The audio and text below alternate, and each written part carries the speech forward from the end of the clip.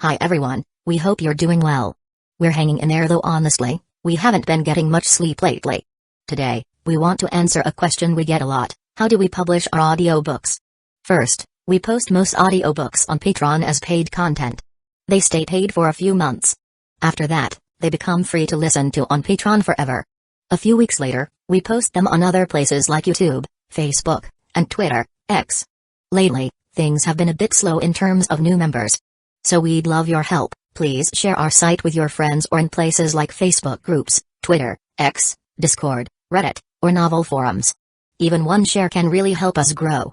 Thanks so much for your support. Yet Yoru had unleashed it effortlessly, without forming seals. This level of power was simply on a different scale. Tsunami was equally stunned. So this is what a ninja is capable of? He's incredible. He seems even stronger than Zabuza. Though Tsunami had encountered ninjas before, she'd only seen them fight with weapons, not use ninjutsu. The fact that Yoru's kunai was enveloped in brilliant golden lightning, which didn't harm him, seemed almost supernatural to her. For ordinary people, Yoru's display was nothing short of godlike. At that moment, Riga, who had been frantically searching for Yoru, finally spotted him at the bottom of the crater. His eyes narrowed. "You brat, so you finally showed up. As expected, you're not dead. I used so many explosive tags, and yet you're still alive. You're really starting to piss me off. But since you refuse to die easily, I'll make sure you die slowly and painfully. I'll torture you until you wish you were dead. My thunder blades are ready to feast on blood. This time, you won't escape." Turning to his two subordinates, Riga barked, "You two, use the hidden mist jutsu to cover the area." The two chunin exchanged glances and then looked down at Yoru, whose expression remained calm. Their throats tightened as they felt the intense clash of auras between Yoru and Riga. The oppressive killing intent seemed to pierce their very souls, leaving them chilled to the bone. How is this possible? He's just a genin, just a kid. How can his presence rival Big Brother Riga's? What kind of monster is he? It feels like his strength isn't any weaker than Big Brother Riga's. One of them muttered. As they spoke, the two chunin quickly formed hand seals. Ninjutsu, hidden mist jutsu. In an instant, dense fog engulfed the area for hundreds of meters. The already suffocating killing intent became even more terrifying, amplified by the heavy mist surrounding them. Chapter 69. The two chunin worked together to perform the hidden mist jutsu, creating a fog that was not only denser but also covered a larger area than usual. Riga chuckled, as shinobi of the hidden mist village, moving freely in the fog is second nature to us. He laughed heartily, but before he could finish savoring his boast, a cold voice suddenly echoed near his ear. "Interesting. This technique doesn't restrict me either." Crackle. Squelch. Ah. Ah. Riga's eyes widened as he caught a glimpse of a golden flash streaking past.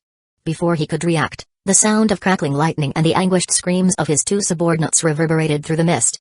Riga's body tensed. Damn it, this guy is too fast.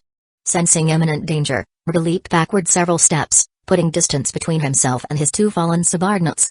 Amidst the thick mist, Yoru stood calmly, his gaze fixed in Riga's direction. At Yoru's feet lay the lifeless bodies of the two chunin from the hidden mist village, pools of blood spreading beneath them. The kill had been instantaneous, terrifyingly so. In a split second, Yoru had slain the two chunin. They hadn't even had a chance to struggle. The moment the kunai pierced their bodies, a surge of devastating electricity coursed through them, obliterating any trace of life. A kunai infused with lightning was far more lethal than a simple stab. Riga was shaken. Although he had already known Yoru was strong, he hadn't expected this level of strength. To think he could cover that much distance. This guy. He moved dozens of meters in an instant, so fast I couldn't even react. His body flickered jutsu. It's too quick. Could he be the disciple of the Yellow Flash? Memories of the Third Shinobi World War flooded Riga's mind, recalling the legendary Yellow Flash, an existence so fearsome that encountering him justified abandoning a mission. Yoru's speed just now had surpassed that of even elite Jonin, accompanied by flashes of golden lightning. It was so dazzling that Riga couldn't help but mistake Yoru for one of Minato no Mikeji's disciples. He even wondered if Yoru had used the Flying Thunder God Jutsu. After all, Yoru's speed was so overwhelming that it seemed impossible to track with the naked eye. As a master of lightning style and someone skilled in speed, Riga prided himself on his agility. Yet Yoru's movements were so fast that Riga couldn't even keep up, making his assumption that Yoru was Minato's disciple understandable. But after his initial shock came fury. "You bastard. Don't think killing two chunin makes you invincible. The gap between chunin and jonin is as vast as heaven and earth. Lightning style, feast of lightning. Riga crossed his two thunder blades and stabbed them into the ground. Instantly, dozens of ferocious lightning bolts erupted outward. Crack. Boom. Boom. The mist was split apart by the serpentine lightning bolts, which streaked toward Yorua with terrifying speed. In the blink of an eye, the lightning surrounded him. Lightning style, thunder net. Crackle. Boom. Boom. Boom. Yorua calmly clasped his hands together. Golden lightning surged around him, forming an impenetrable golden lightning barrier. In an instant, the blue lightning collided violently with Yorua's golden barrier. The immense force tore apart everything in the vicinity. Void. Around Yorua, the ground had caved in, rocks scattered in chaos, and the stones struck by the lightning were pulverized into fine dust.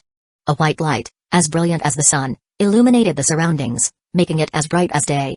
The shock wave from the explosion created a fierce gale, lifting clouds of dust and forming a terrifying tornado. Sakura, who had evacuated Tazuna and Inari hundreds of meters away, shielded her eyes from the swirling sandstorm. Looking at the towering tornado of wind and dust in the distance, Sakura's face was filled with concern. This is terrifying. Is this the level of jutsu a jonin can use? Do you think Yorua can hold out? Even at a distance of hundreds of meters from Yorua, the storm's intensity was strong enough to mess up Sakura's hair and make her clothes flutter noisily in the wind. Sakura was deeply worried about Yorua. Inari, too, clenched his fists tightly, his heart racing as he stared intently at the distant figure of Yorua. This is like a battle between gods.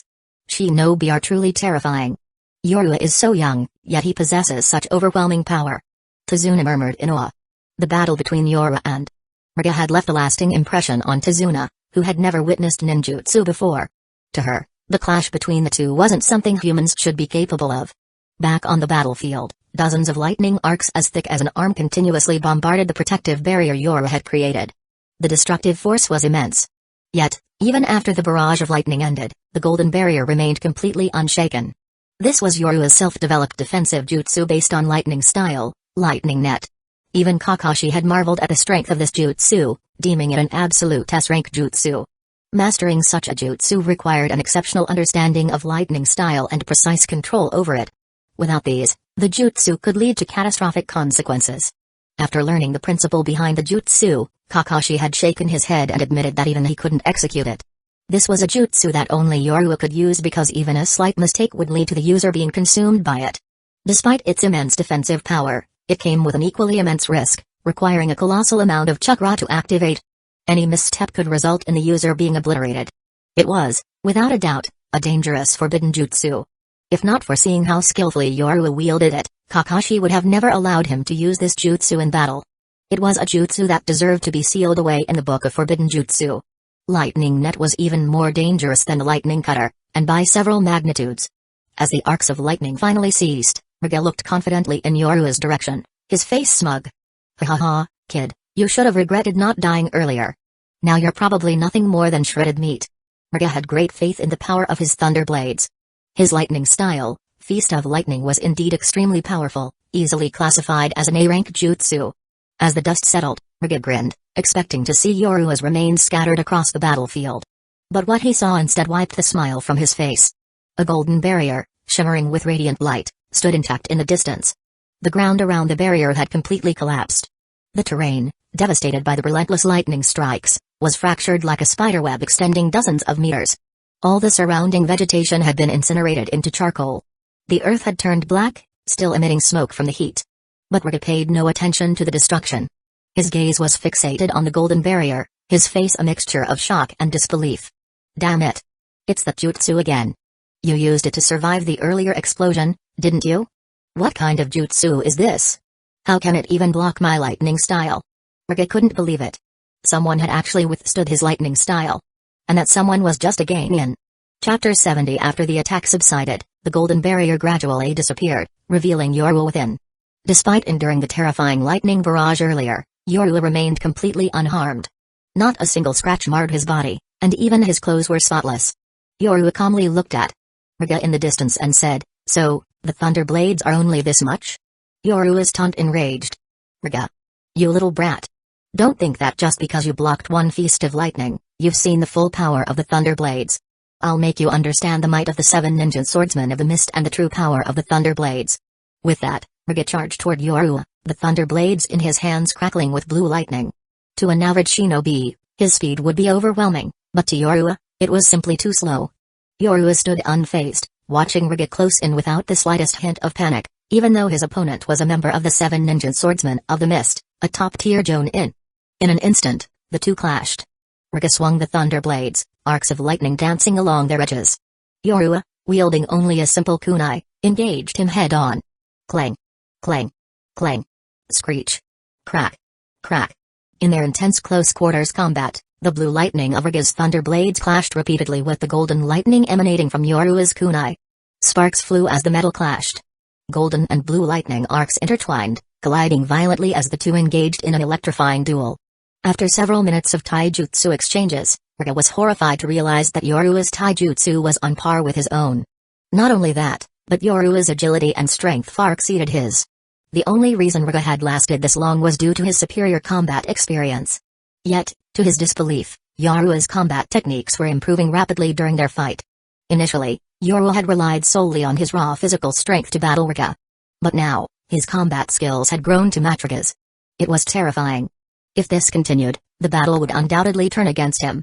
However, Riga had no idea how to disengage from Yorua. Yorua's relentless pressure gave him no room to retreat or create distance. What kind of monster is this kid? How can someone so young have such terrifying power? And his combat skills? They're improving way too fast. If this drags on, I'm definitely going to lose. I have to find a way to create distance and use ninjutsu to end this fight. Yorua, expressionless, continued to exchange blows with Riga. This battle had been a tremendous learning experience for him. After all, Riga was one of the 7 ninja swordsmen of the Mist, known for their exceptional taijutsu. The 7 ninja swordsmen relied heavily on their blades, which required advanced taijutsu to wield effectively. Thus, their taijutsu prowess was nothing to scoff at. However, Yorua's ability to learn was extraordinary. Within just a few minutes of battle, he had mastered Riga's taijutsu techniques. At this point, Yorua's combat skills were no less refined than Riga's. And with his superior strength, speed, and reflexes, Yorua had pushed Riga into a corner. After a few more minutes of combat, Riga gritted his teeth and unleashed a technique, lightning style, Thunder Sphere. At the exact moment when the thunder blades clashed with Yorua's kunai, Riga activated his lightning style jutsu. In an instant, a lightning sphere formed and shot toward Yorua's face. Yorua reacted with lightning speed, vanishing from the path of the attack in an instant. Boom! The lightning sphere missed Yorua and struck a boulder about 10 meters behind him. The massive rock, over a meter tall, was instantly blasted into fragments. The destructive power was terrifying. Taking advantage of this brief moment, Riga created some distance between himself and Yorua. When Yorua raised his gaze toward Riga, the latter had already begun forming a jutsu. Lightning style, Tornado of the Thunder Dragon. Sizzle. Roar. In an instant, a lightning dragon over 10 meters long materialized in front of Riga. The dragon roared as it surged toward Yorua at incredible speed. Yorua's eyes narrowed slightly, and he clasped his hands together once more. Wind style, Storm Dragon Tornado. With just a single hand sign, without even forming additional seals, Yorua unleashed a knee-rank wind style jutsu. Buzz. Roar. A storm dragon materialized behind Yorua, flying over his head and rushing toward Riga's lightning dragon. Its speed was equally astonishing. In the blink of an eye, the two dragons clashed in the space between their users. Boom. Boom. Boom. Crash. Crash. Crash. After several collisions, the storm dragon opened its massive jaws and bit down on the lightning dragon, causing it to explode. The resulting shockwave shattered the ground within dozens of meters, leaving countless cracks and ravines that tore the terrain apart. Even after destroying the lightning dragon, the storm dragon still carried residual power, almost as if it had a soul of its own, as it charged toward Riga in the distance. Riga's eyes widened in disbelief. How is this possible? He can use wind style? And his wind style is this powerful? Riga had spent days observing Yorua, only ever noticing him train with lightning style. He never imagined Yorua could use wind style as well. And both wind and lightning styles were notoriously difficult to master. How could Yorua, after mastering lightning style, also excel in wind style? He was still just a genin. Yet based on the power Yorua had displayed, calling him a genin was an insult to Jonin. Boom. The storm dragon left no time for Riga to marvel. In an instant, it engulfed him, its entire body slamming into the spot where he stood. The overwhelming force created a massive crater over 10 meters wide at Riga's location. As the storm dispersed, it generated winds strong enough to snap trees within hundreds of meters. Yorua turned his gaze to another direction. As expected of a Jonin, Your survival instincts are impressive," he said with a slight smile. At this point, Riga's clothes were tattered, and his body was riddled with cuts from wind blades. Blood oozed from his wounds, though none were fatal. However, Riga looked completely disheveled, a far cry from the imposing image of one of the 7 ninja swordsmen of the mist and an elite Jonin. Riga stared at Yorua with a heavy expression, panting heavily. His hands trembled as they gripped the thunder blades. A monster. This guy is a monster. Is he really a Genin? What kind of monster has Hidden Leaf Village produced? If this continues, I'm going to die. By now, Riga knew he was no match for Yorua. At the start of the fight, Yorua had seemed inexperienced in battle. But now, Riga felt utterly suppressed in every aspect by Yorua. Especially Yorua's speed, it was overwhelmingly fast, far beyond his own. Riga's speed, boosted by his expertise in lightning style, was already much faster than that of an average Jonin. Yet Yorua was even faster, so much so that Riga's eyes could barely keep up with him. It was terrifying. Riga believed that Yorua could easily kill him and was merely toying with him at this point. While Riga felt a surge of anger, he had to admit that Yorua was stronger and capable of killing him. What Riga didn't know was that Yorua had previously been uncertain about killing a Jonin. Yorua had never defeated a Jonin before. Kakashi and Zabuza had never fought him with their full strength, leading Yorua to believe they were holding back. As a result, he doubted his own ability to defeat a Jonin. Even now, Yorua suspected that Riga still had some hidden techniques up his sleeve. Thus, Yorua was conserving his strength and chakra, waiting for Riga to unleash his trump card. However, Riga had nothing left, save for a self-destructive jutsu. Yorua's caution only made Riga feel humiliated, as if Yorua were mocking him. Chapter 71. You still hiding something? Come on, show me what makes the 7 ninja swordsmen so formidable. Yorua said calmly. Riga's brows furrowed tightly upon hearing those words. You brat, who do you think you're insulting? Thunderblade art, falling thunder. Crack. Sizzle. Enraged by Yorua's taunt, Riga instantly summoned all his remaining chakra, releasing his most powerful offensive jutsu. In an instant, 2 lightning arcs, each as thick as a man's arm, coiled like serpents as they surged toward Yorua. This is much stronger than his earlier lightning banquet attack. Yorua noted. But if this is all he's got, it's not enough to kill me. The 2 lightning serpents charged at Yorua from both sides. Clap. Yorua clapped his hands together. Let's see how my lightning style compares. Lightning style, meteor strike. Sizzle. Golden lightning erupted violently from Yorua's body, crackling with ferocious energy.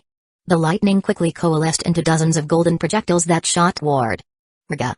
The golden lightning bolts instantly shattered Riga's lightning serpents, reducing them to mere specks of light without any resistance.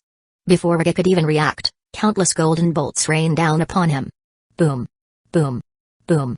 In an instant, a violent explosion erupted where Riga stood. Dust and debris filled the air as shockwaves rippled outward, turning night into day with the brilliance of the golden lightning. The immense power shook the surrounding earth, causing a minor earthquake. The apocalyptic scene was overwhelming, as though the world itself was ending. Even hundreds of meters away, Sakura and her group struggled to stay on their feet. Sakura was left in stunned silence. This is Yorua's power? It's terrifying. How is he really just 12 years old? Sakura couldn't believe that such destructive power belonged to a 12-year-old boy. In her mind, Yorua's strength had far surpassed Kakashi's. After all, she had never seen Kakashi unleash such a wide-scale, devastating jutsu before. Eventually, the dust settled. Before Yorua lay a massive crater, over 100 meters wide and more than 10 meters deep. The soil within had been scorched black by lightning, still emitting wisps of smoke. Walking to the edge of the crater, Yorua looked down at Riga's charred and shattered body, as well as the 2 thunder blades lying nearby. He was stunned. From the edge of the crater, he slowly stepped toward its center. No way. Was that really Riga? Dead? Yorua couldn't comprehend it. This was supposed to be one of the 7 ninja swordsmen of the mist. And yet, Riga had been killed by just one of his jutsu. His body was completely reduced to charcoal. Could this Riga have been a fake? Yorua refused to believe that Riga's abilities were so limited. He had been waiting for Riga to unleash his ultimate move. Who would have thought that a casually released lightning-style jutsu would kill him? Picking up the 2 thunder blades lying on the ground, Yorua examined them. These swords. They're so ugly. Yorua had originally thought that the 7 ninja swordsmen's strength was largely due to the unique abilities of their blades. But now that he held them in his hands, he realized the swords didn't live up to their reputation. It didn't suit his aesthetic. The strange, awkward shape of the blades made him lose any desire to keep them as collectibles. Let's hold on to them for now.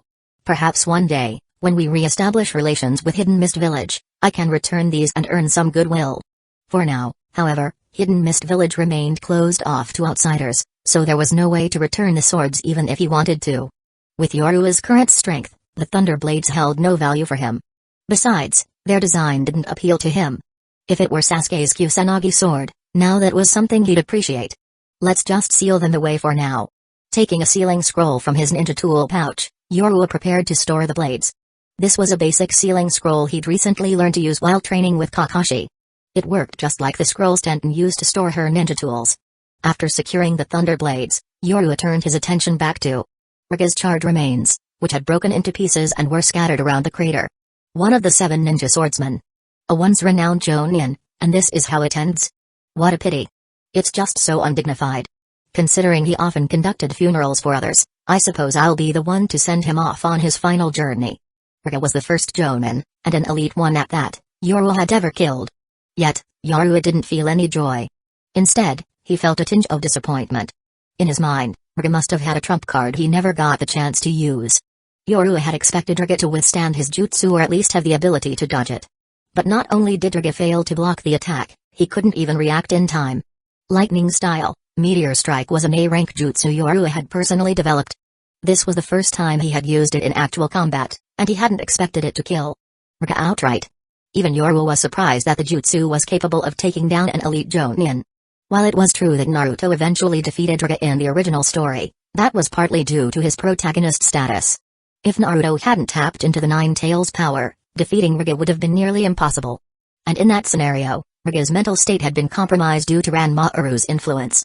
But the Raga Yorua faced now was unaffected by such distractions, a fully competent elite Jonin.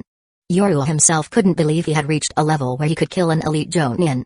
Looking at Raga's remains, Yorua shook his head, feeling regretful. He lamented that Raga hadn't unleashed his full potential.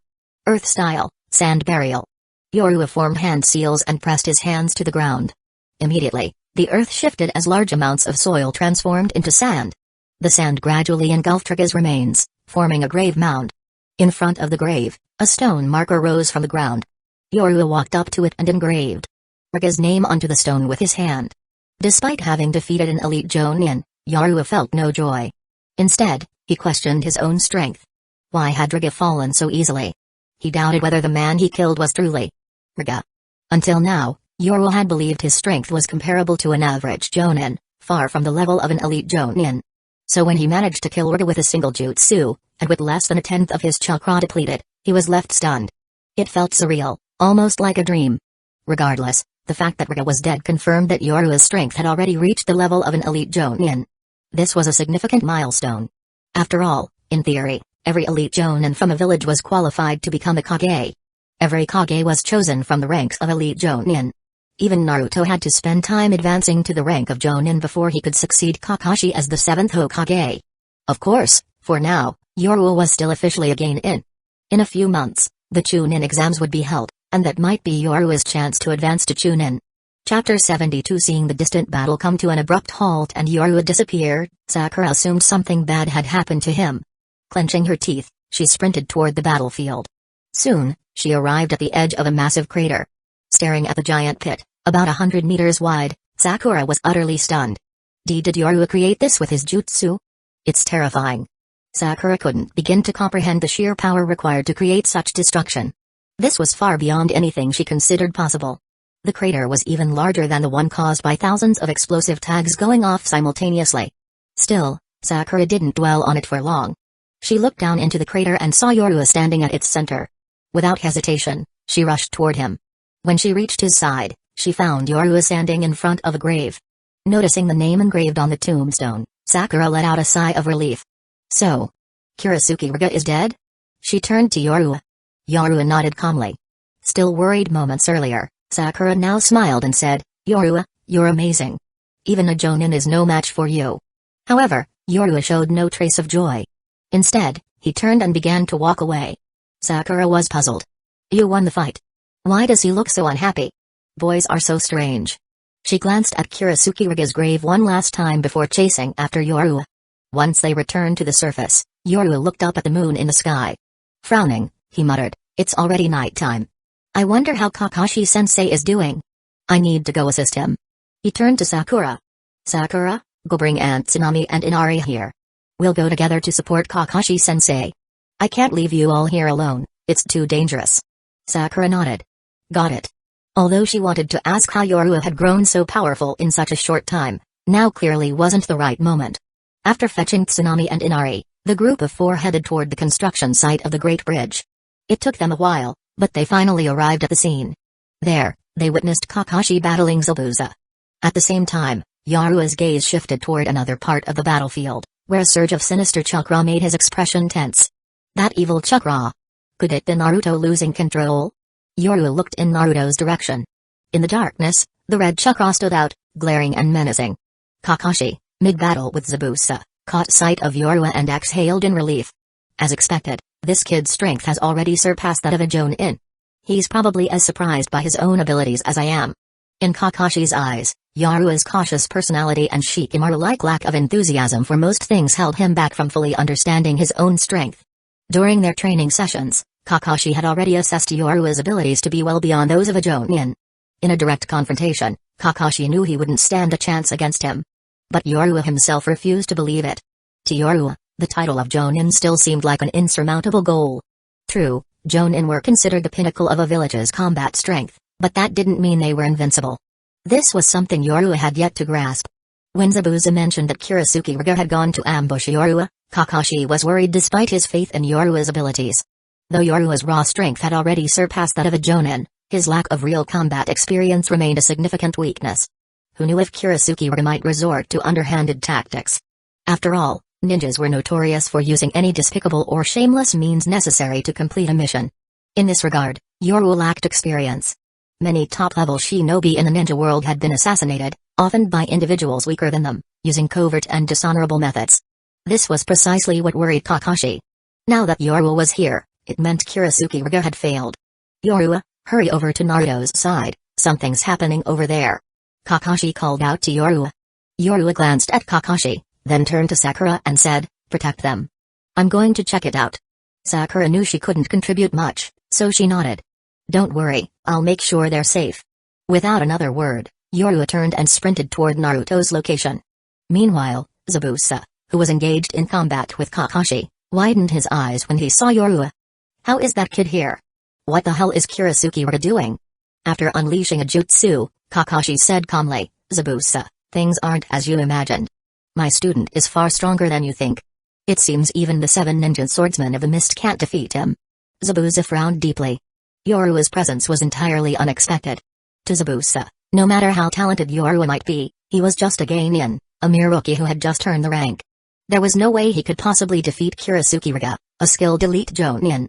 Not to mention, Riga had brought along 2 Chunin as backup. Zabuza couldn't fathom how Riga could have lost. But regardless of his disbelief, Yorua's presence here meant Riga had failed. Zabuza scowled in frustration. That guy sure talks big.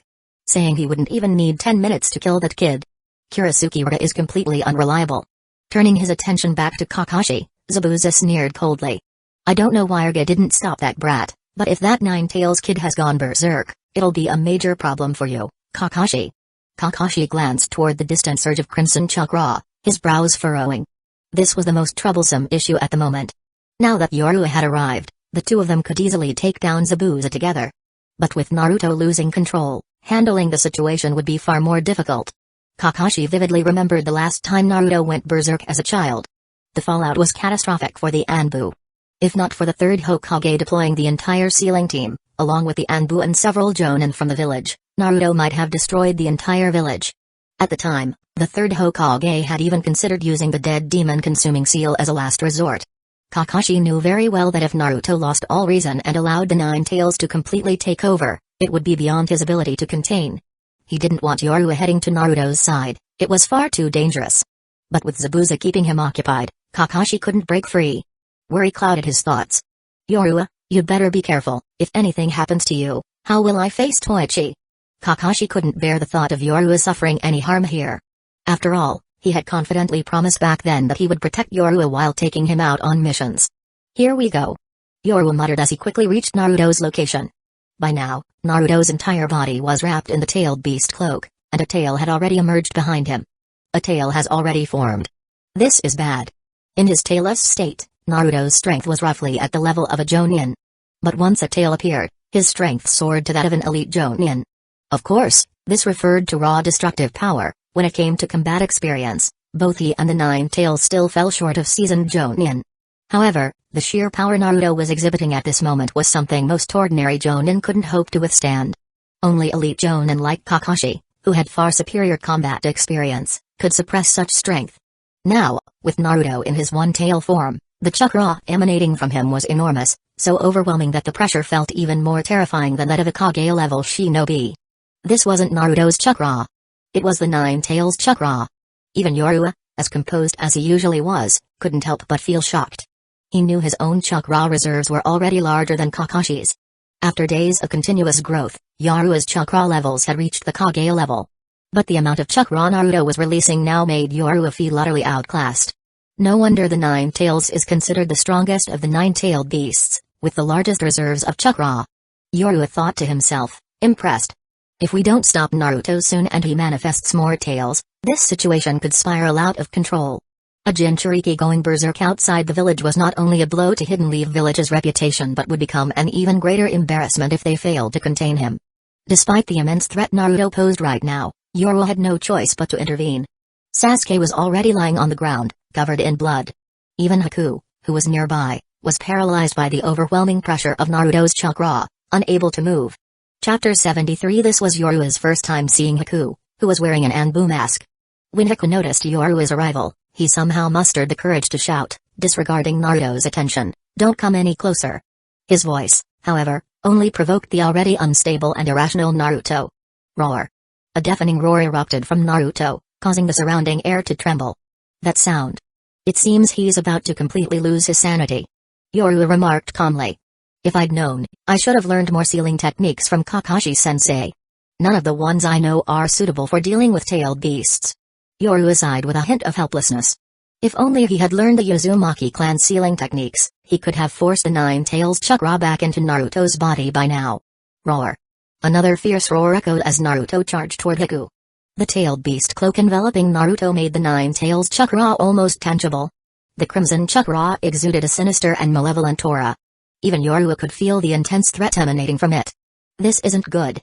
No killing the innocent. Yoru muttered as he saw Naruto rushing toward Hueco. Remembering parts of the story, Yoru knew that Hueco had never killed indiscriminately. He was, in fact, an impeccably good-hearted person. While Yoru disliked meddling, he wasn't about to let Naruto take Hueco's life. Boom. Rumble. Before Yoru finished speaking, he vanished from his spot, reappearing in front of Hueco. With a punch, he intercepted Naruto's claws. The clash caused a massive surge of energy that rippled outward. The ground beneath them crumbled and shattered instantly.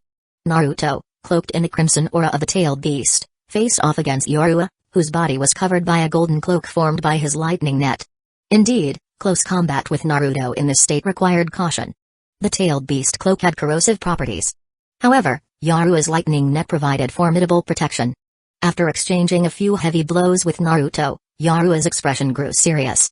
His power has grown so much after transforming into this state. He's actually putting some pressure on me. Hueco, standing behind Yoru, was utterly stunned. Yoru was engaging in close combat with this transformed Naruto. Just moments ago, Hueco had been swatted away by Naruto with a single strike, sent flying dozens of meters.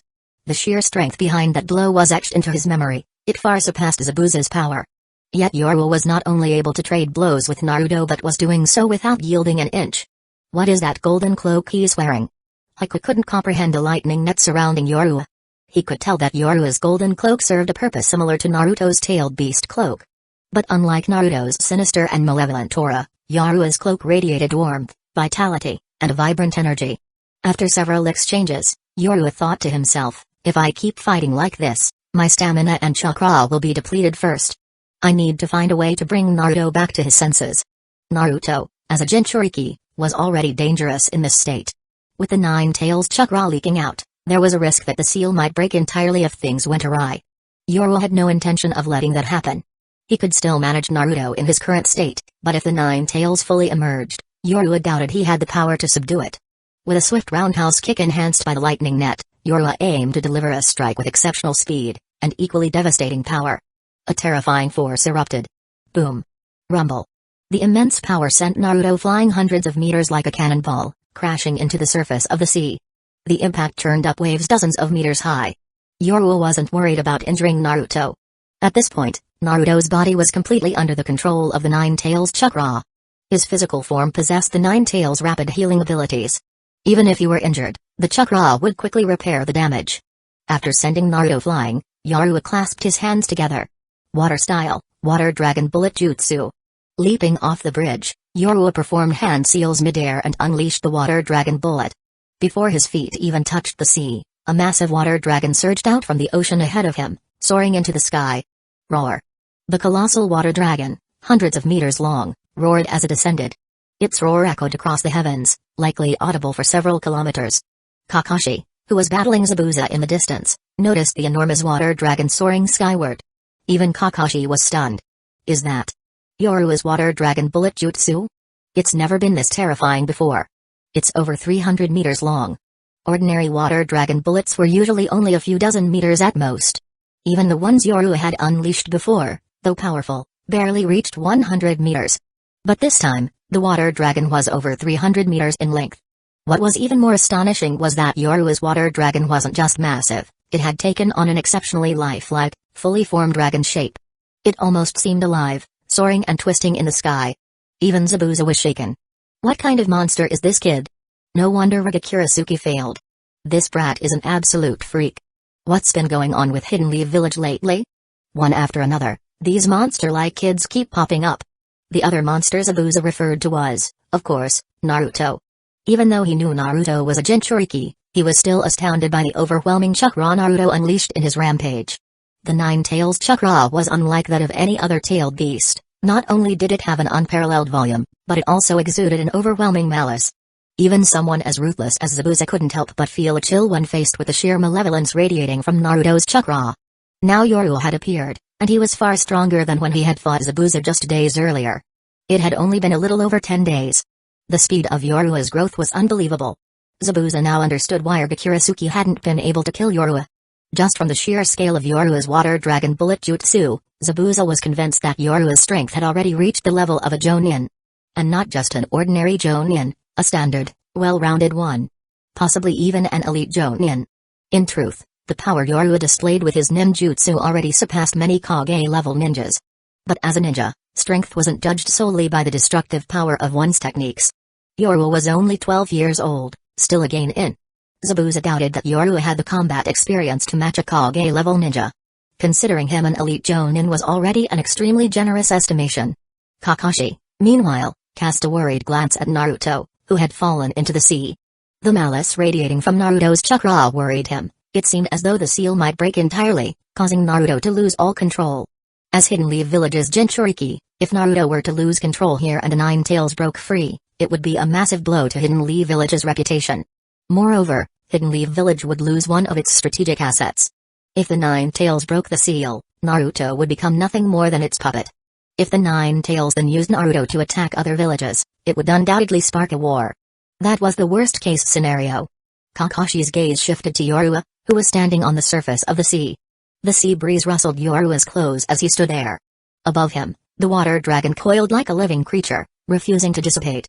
It hovered protectively around Yoruba, its two massive golden eyes glowing as they locked onto Naruto in the distance. Behind Naruto, the second tail of his tailed beast cloak was slowly forming. It was clear that the Nine Tails within Naruto had also sensed the extraordinary nature of the massive water dragon. Chapter 74 Yoruba's earlier whip-like kick had completely enraged the Nine Tails. What infuriated it even more was the life-filled aura emanating from Yoruba, reminiscent of the first Hokage, the being the Nine Tails despised most. Back in the day, it had been living freely in the wild until the first Hokage inexplicably captured it and sealed it within his wife. That single event led to decades of torment as it was passed from one Jinchuriki to another, enduring endless suffering. Naruto's body was, comparatively, a kinder prison. In the past, when it had been sealed within Uzumaki Mido and Uzumaki Kushina, it wasn't just confined, it had been physically pinned to massive rocks, enduring all sorts of punitive agony. Even as a tailed beast, the excruciating pain from being nearly skinned alive several times was something it could never forget. The hatred it harbored for the first Hokage, the root cause of its plight, was etched deeply into its memory. It despised and loathed the first Hokage more than anyone. Yoruba stood facing Naruto, watching him intently. He could sense the Nine Tails chakra within Naruto surging wildly.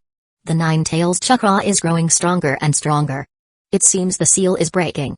If I don't snap Naruto out of it quickly, Hidden Leaf Village is going to suffer a major embarrassment. As a ninja of Hidden Leaf Village, Yoruba knew it was his responsibility to clean up this mess. Without wasting another moment, Yoruba formed hand seals once more. Lightning style, thunder roar. Sizzle. Roar. In an instant, a golden lightning dragon materialized before Yoruba. Its body crackled with arcs of electricity, buzzing and humming with energy. As Yoruba directed his chakra, the golden lightning dragon plunged into the nearby water dragon. The previously translucent water dragon's body transformed, radiating a dazzling golden light as the power of lightning infused it. In the darkness of the night, the dragon now shone like the sun, illuminating its surroundings. This spectacle left everyone utterly stunned. The massive water dragon, now combined with lightning, seemed like a genuine dragon, a colossal, radiant creature roaring in the skies. If this wasn't a real dragon, then what was? In truth, this was simply Yoruba combining water style and lightning style techniques. However, because Yoruba's chakra was derived from natural energy and uniquely potent, the ninjutsu he created seemed to develop a consciousness of its own. Yoruba was unaware of this, much like how the first Hokage's wood golem jutsu seemed to possess a will of its own. But the sheer scale of Yoruba's water dragon was astonishing. To put it into perspective, the wood golem from the first Hokage's technique was only a few dozen meters tall. Even the Great Buddha from the Deep Forest Bloom technique reached a height of just 300 meters. Yet, Yoruba's water dragon, created solely with water style, was already 300 meters in length. This was akin to Yoruba summoning a colossal creature akin to a summoning beast entirely on his own. Much like how the first Hokage didn't need summoning beasts and relied solely on his wood golem, Yoruba was unknowingly capable of creating a similar effect. Of course, Yoruba himself was oblivious to this. He was still preoccupied with finding a summoning beast that suited him. Standing on the surface of the sea, Yoruba observed Naruto on the other side. The Nine Tails chakra surrounding Naruto was intensifying. Yoruba knew he couldn't delay any longer. Without hesitation, he directed the lightning-infused water dragon toward Naruto. Roar. The massive lightning water dragon moved. Its enormous body swept through the sky, generating a terrifying hurricane in its wake. The storm churned up waves several meters high on the ocean's surface. Despite its massive size, the water dragon's speed was astounding, thanks to the addition of lightning-style chakra. In the blink of an eye, the dragon had crossed several. The 100-meter distance was closed in an instant as the enormous dragon slammed into Naruto head-on. Boom. Boom. Boom.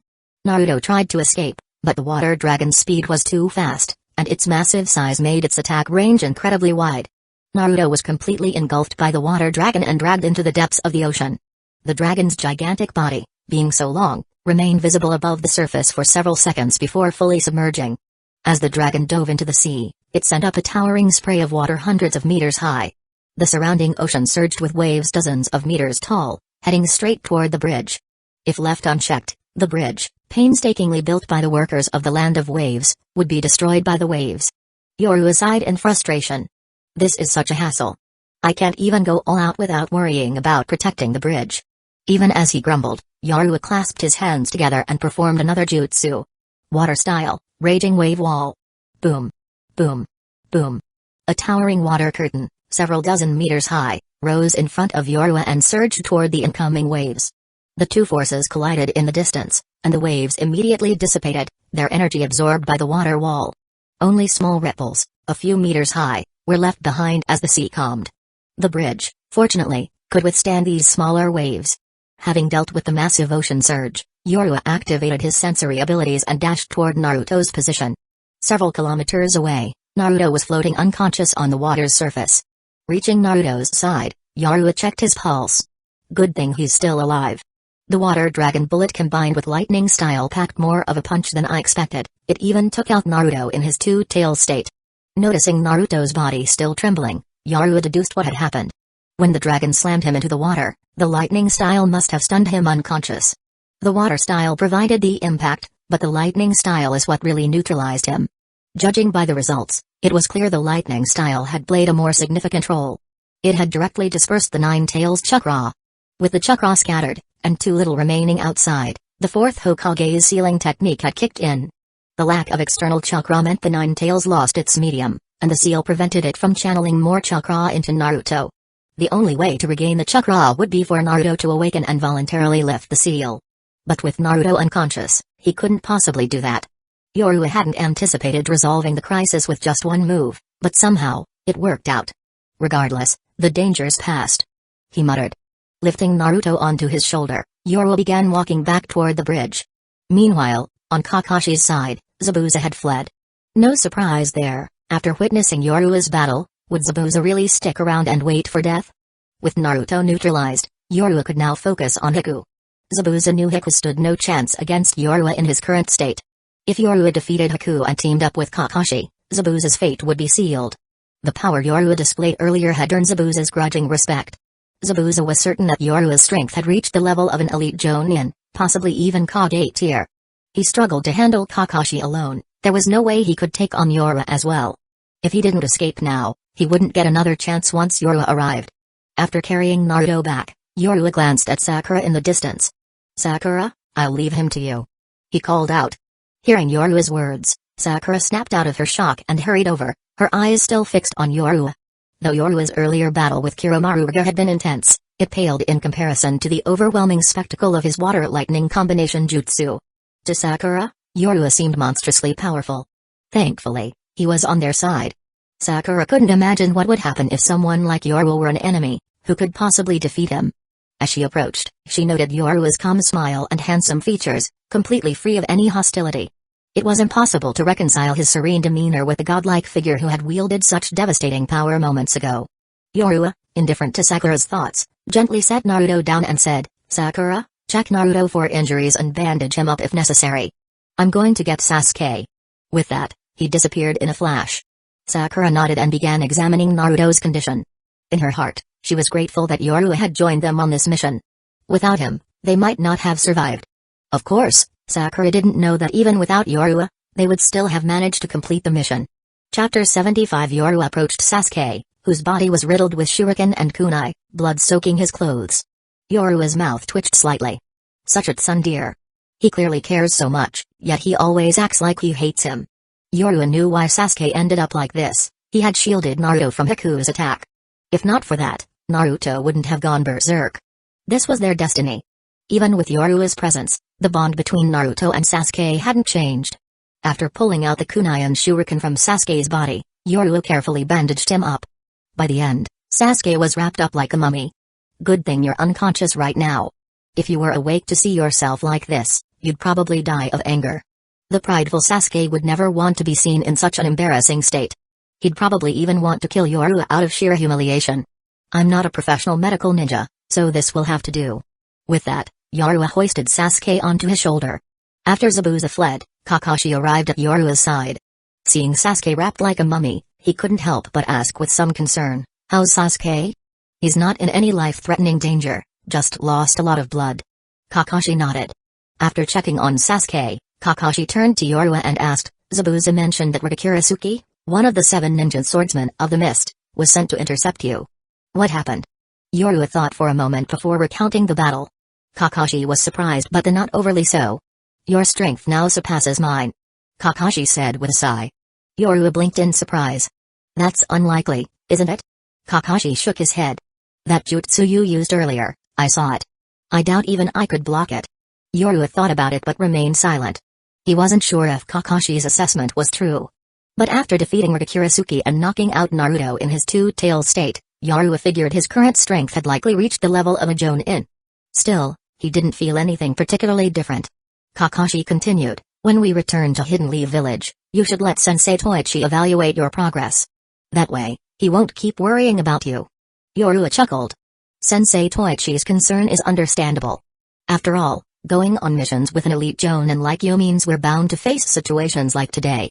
If I hadn't learned a few jutsu from you over the past few days, I might have died while trying to save Sakura. With your talent, it wouldn't matter who you learned jutsu from, the result would be the same. Not to mention, many of your jutsu are ones you've developed on your own. That jutsu you just used has already surpassed the original version's limits. It's a combination of lightning style and water style, right? That level of jutsu has already exceeded S rank. That kind of jutsu isn't something you learned from me. Kakashi wasn't wrong. Yoru had indeed learned a lot of jutsu from him over the past few days. but nearly every single one of them had been improved by Yoru. In fact, most of the improvements happened during the learning process itself. For example, the Water Dragon Bullet Jutsu, originally just a B-rank jutsu, had been modified by Yoru to surpass S rank. It wasn't about the difficulty of learning it anymore, rather, it had. The power of the modified jutsu surpassed S rank. Both its destructive power and scale far exceeded the original version. It was almost as if Yoru had entirely recreated the technique. Of course, the jutsu Yoru improved were essentially usable only by him. That was because every jutsu he enhanced required an enormous amount of chakra to execute.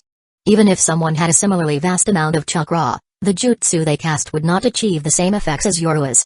This was because Yoru's chakra was converted from natural energy, essentially making it sage chakra. Additionally, Yoru's chakra was unique, allowing his techniques to carry a degree of consciousness. For instance, the water dragon from his water dragon bullet jutsu wasn't just a mass of water but a sentient water dragon. It could persist for an extended period without dissipating and attack according to Yoru's commands, similar to the wooden golem jutsu. Just as Hashirama Senju's wood style could only exhibit its true potential in his hands, Yoru's techniques could only fully demonstrate their power when used by him. Kakashi looked at Yoru with a faint smile. Your jutsu have already reached the level of forbidden techniques. What were once simple techniques have become akin to forbidden jutsu after your modifications. I suppose that must be due to the sage chakra in your body. Yoru nodded. I think so too. He didn't deny it. After all, Kakashi was well acquainted with the nature of Yoru's chakra. Of course, Kakashi only understood its type, not the current quantity. In just over 10 days, Yoru's chakra reserves had grown to 10 times that of Kakashi's. Excluding the Nine Tails chakra, Yoru's reserves were now far beyond Naruto's at this stage. Among Kage-level shinobi, Yoru's chakra amount was already at the very top. However, Yoru noticed that his chakra growth had slowed significantly in recent days. As he had suspected, the initial surge in chakra had pushed his physical capabilities close to their limit. Until his body caught up, his chakra reserves would not increase much further. Yoru had anticipated this, so he wasn't particularly surprised. Of course, there was still one way for him to drastically boost his chakra, learning Sage Mode. If he mastered Sage Mode, his chakra reserves could potentially increase tenfold again. However, Yoru was already satisfied with his current reserves and wasn't in a rush to pursue Sage Mode. Seeing Yoru's calm demeanor, Kakashi chuckled. You don't seem surprised at all. In just 10 days, your strength has grown so much. Aren't you even a little shocked? Yoru glanced at Kakashi and smiled. Kakashi-sensei, I've always been aware of my own situation. My only concern before was my lack of combat experience. I'd never fought a true jonin in a life-or-death battle and didn't know how much of my strength I could actually utilize in such a scenario. Now that I've resolved that question, there's nothing left to be surprised about. Kakashi shook his head with a wry smile. Your mindset is far too mature for your age. But that's not a bad thing. Itachi Uchiha was the same, remarkably mature at a young age. At the mention of Itachi, Kakashi glanced at the unconscious Sasuke on Yoru's shoulder. When this kid wakes up and learns about your strength, he'll probably cling to you relentlessly. Yoru smiled helplessly. I just hope Sakura doesn't let it slip. But I doubt she'll grant me the wish. Considering Sakura's obsession with Sasuke, there was no way she'd hide anything if he asked. And Sakura had witnessed everything, how Yoru had killed Rikakirasuke and how he suppressed Naruto's rampage with a single jutsu. Chapter 76. At the same age, if Sasuke learned about Yoru's achievements tonight, he would likely cling to Yoru, demanding to train together. It was clear that in Sakura's eyes, Yoru's strength had already surpassed Kakashi's. While it hadn't been tested, Yoru's current power did indeed make Kakashi feel somewhat inferior. However, Yoru didn't believe himself to be a match for Kakashi. After all, Kakashi was famously known for his even match nature. Against almost anyone, the odds of victory were always 50-50. Many powerful shinobi with devastating jutsu far stronger than Kakashi's had still fallen victim to him in battle. Yoru understood well that the destructive power of jutsu didn't necessarily equate to overall strength. A ninja's true strength depended on combat experience and battle intelligence. And when it came to tactical intelligence, Kakashi was undoubtedly among the very best in the shinobi world.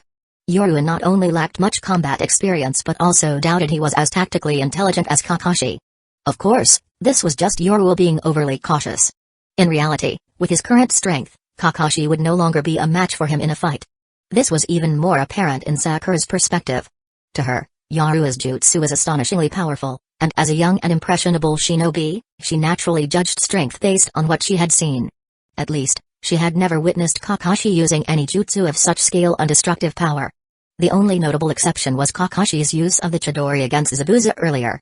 While the Chidori had considerable single-target destructive power, it was clearly far less overwhelming than Yorua's large-scale jutsu. Because of this, Sakura believed that Yorua was already stronger than Kakashi. Once Sasuke heard about this from Sakura, it was inevitable that he would set his sights on Yorua as a new mentor. Sasuke's drive to grow stronger was so intense that he was willing to seek guidance from Orochimaru. Asking Yorua, a fellow teammate, would hardly be an issue. Hearing Yorua's modest response, Kakashi smiled. He was pleased to see that Yorua showed no arrogance despite his incredible growth. What Kakashi had feared most was Yorua becoming overly prideful due to his rapid rise in strength at such a young age. But it turned out Yorua was grounded, which was a rare and valuable trait. Even Kakashi himself had succumbed to arrogance in his youth after achieving some early successes. Back then, Obito Uchiha and Rin Nohara were still alive, and Kakashi's personality was simply a little aloof. When they brought Sasuke back to Naruto's side, Sakura grew worried upon seeing Sasuke covered in bandages. "Yorua, why is Sasuke so badly injured?" she asked anxiously. Yorua sat Sasuke down and reassured her, "Don't worry, it's just injuries from ninja tools. He lost a lot of blood but didn't sustain any critical damage. His life isn't in danger. He just needs some time to rest and recover." Speaking of Sasuke's injuries, it reminded me of something. "Sakura, you should consider learning medical ninjutsu. Naruto and Sasuke are both well suited to becoming combat-focused ninja. But your chakra control is far superior to theirs, and it's clear you're not suited to the path of a combat ninja. Learning medical ninjutsu and becoming a medical ninja would be much more important for your team. What do you think, Kakashi-sensei?" Kakashi began to contemplate. Previously, he had considered training Sakura to become a Genjutsu specialist. With his own expertise in Genjutsu, he would have been able to guide her in that direction. However, Yorua's suggestion. "Not bad," Kakashi said. Their team indeed needed a medical ninja. Back in Kakashi's old team, Rin Nohara was their medical ninja. She was even capable of transplanting a Sharingan on the battlefield, which showed just how skilled she was in medical ninjutsu. Sakura was indeed well suited to learning medical ninjutsu, and their team truly needed one. Sakura began to ponder this suggestion. Looking at Sasuke and Naruto, Sakura said, "It's actually a good idea." Seeing Sakura agree, Kakashi added, "Once we return to the village, I'll introduce you to a few medical ninjas who can teach you medical ninjutsu."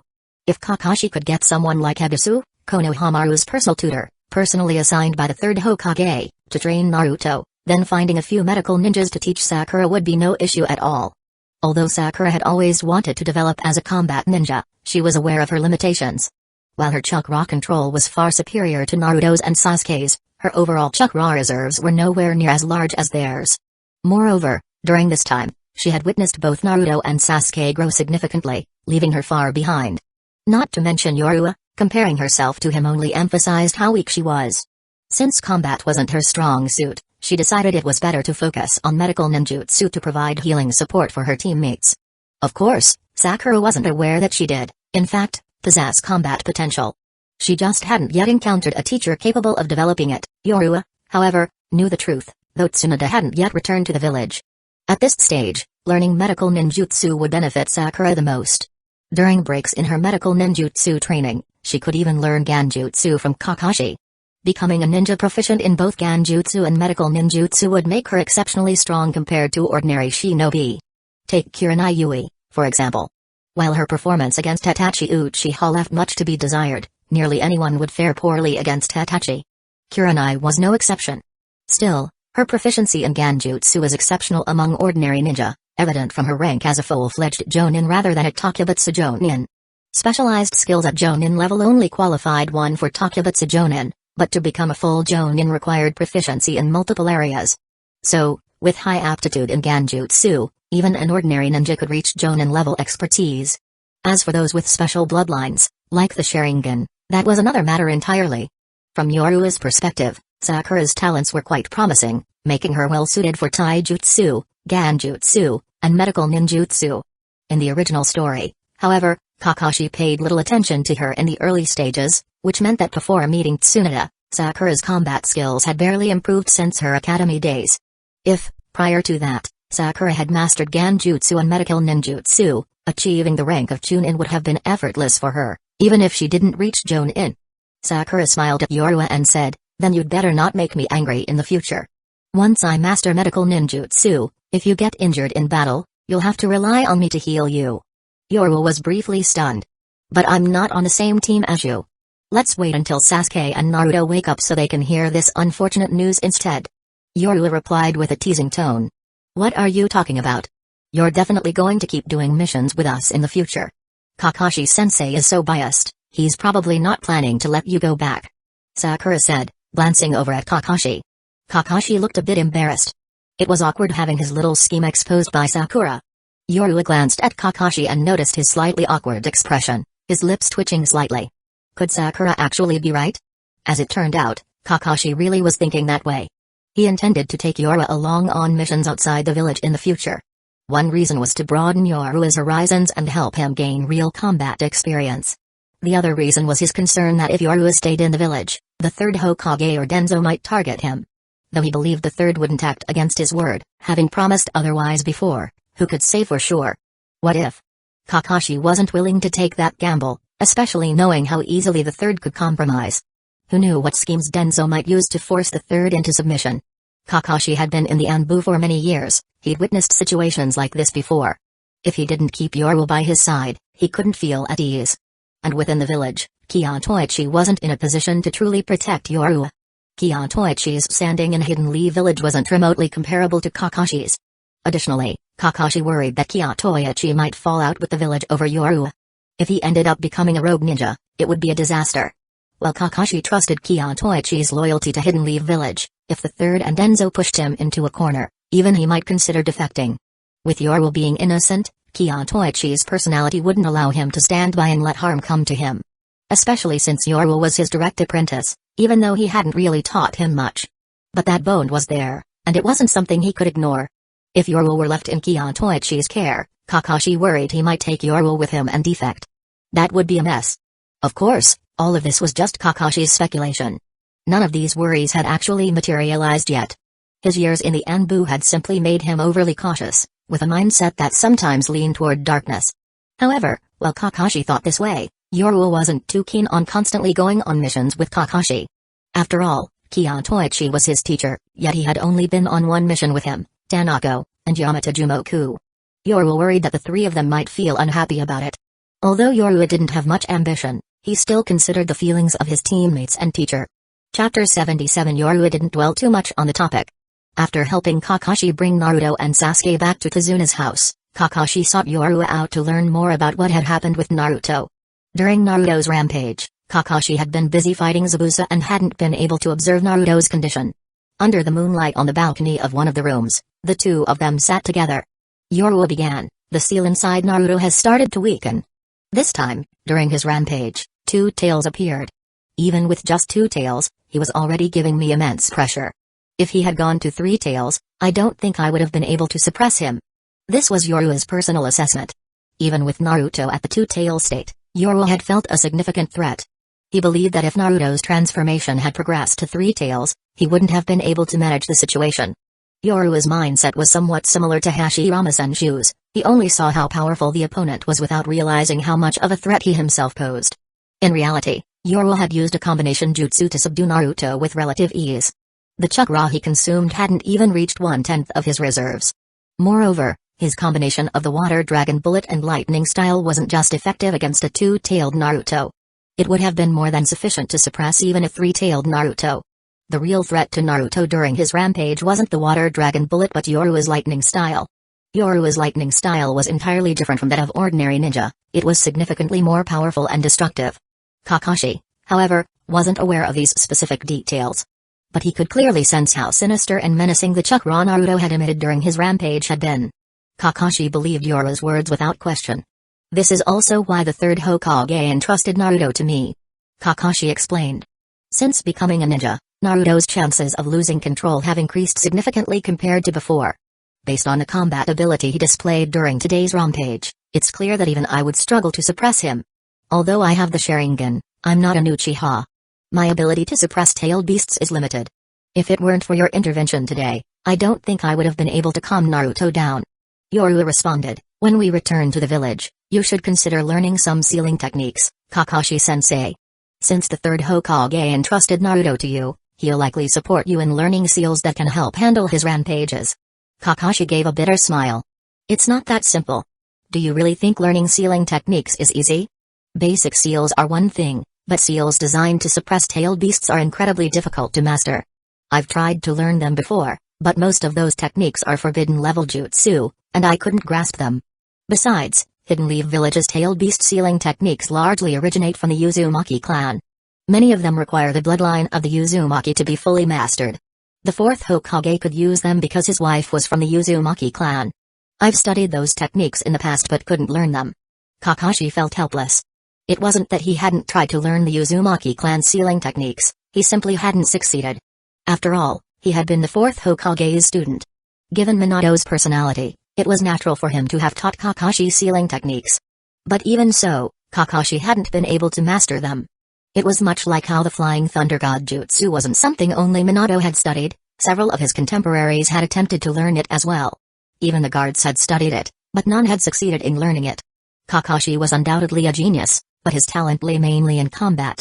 When it came to sealing techniques, his aptitude wasn't particularly strong. And sealing techniques designed for tailed beasts were especially challenging, which was why Kakashi hadn't mastered them. Yoru was a bit surprised. Even you couldn't learn it? Just how difficult is it? Kakashi sighed. It's really difficult.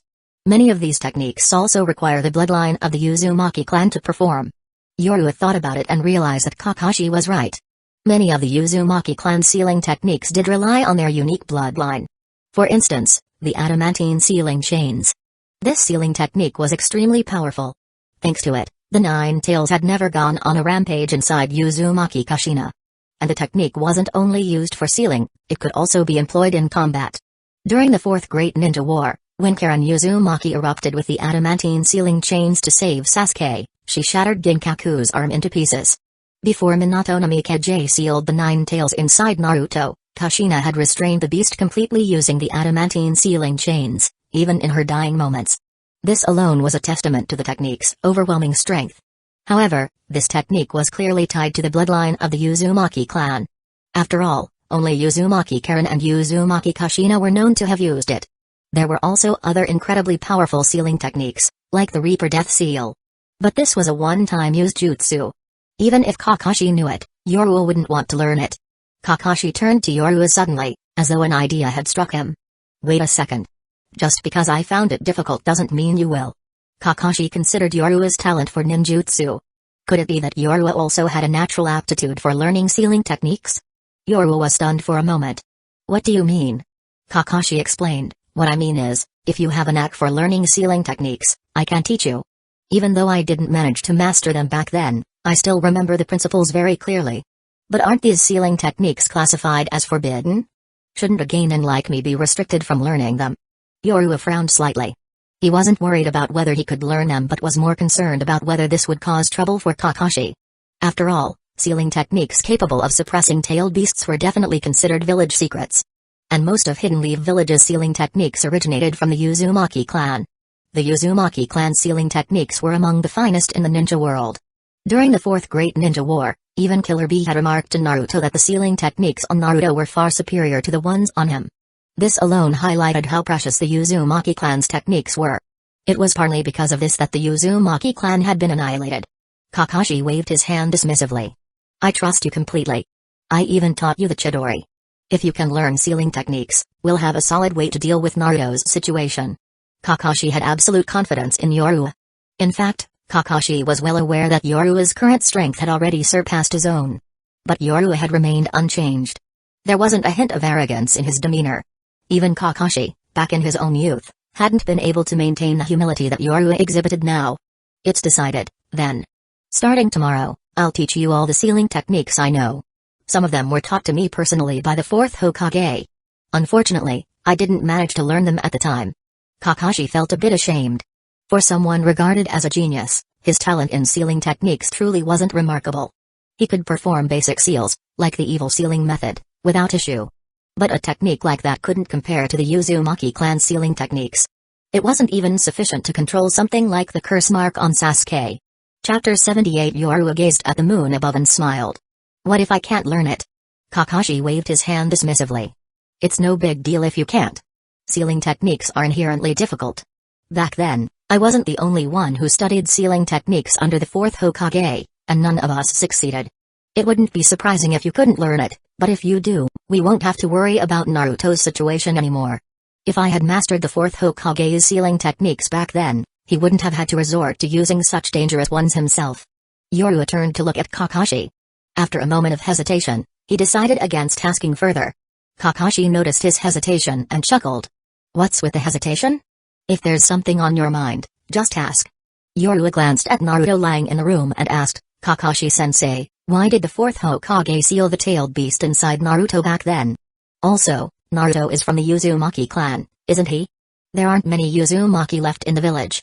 Kakashi didn't hide anything from Yorua. He spoke slowly. I think you've probably already guessed the truth.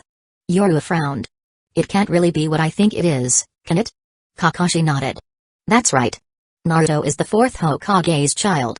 Back then, it was during the 4th Hokage's wife's labor that the Nine Tails broke free of its seal.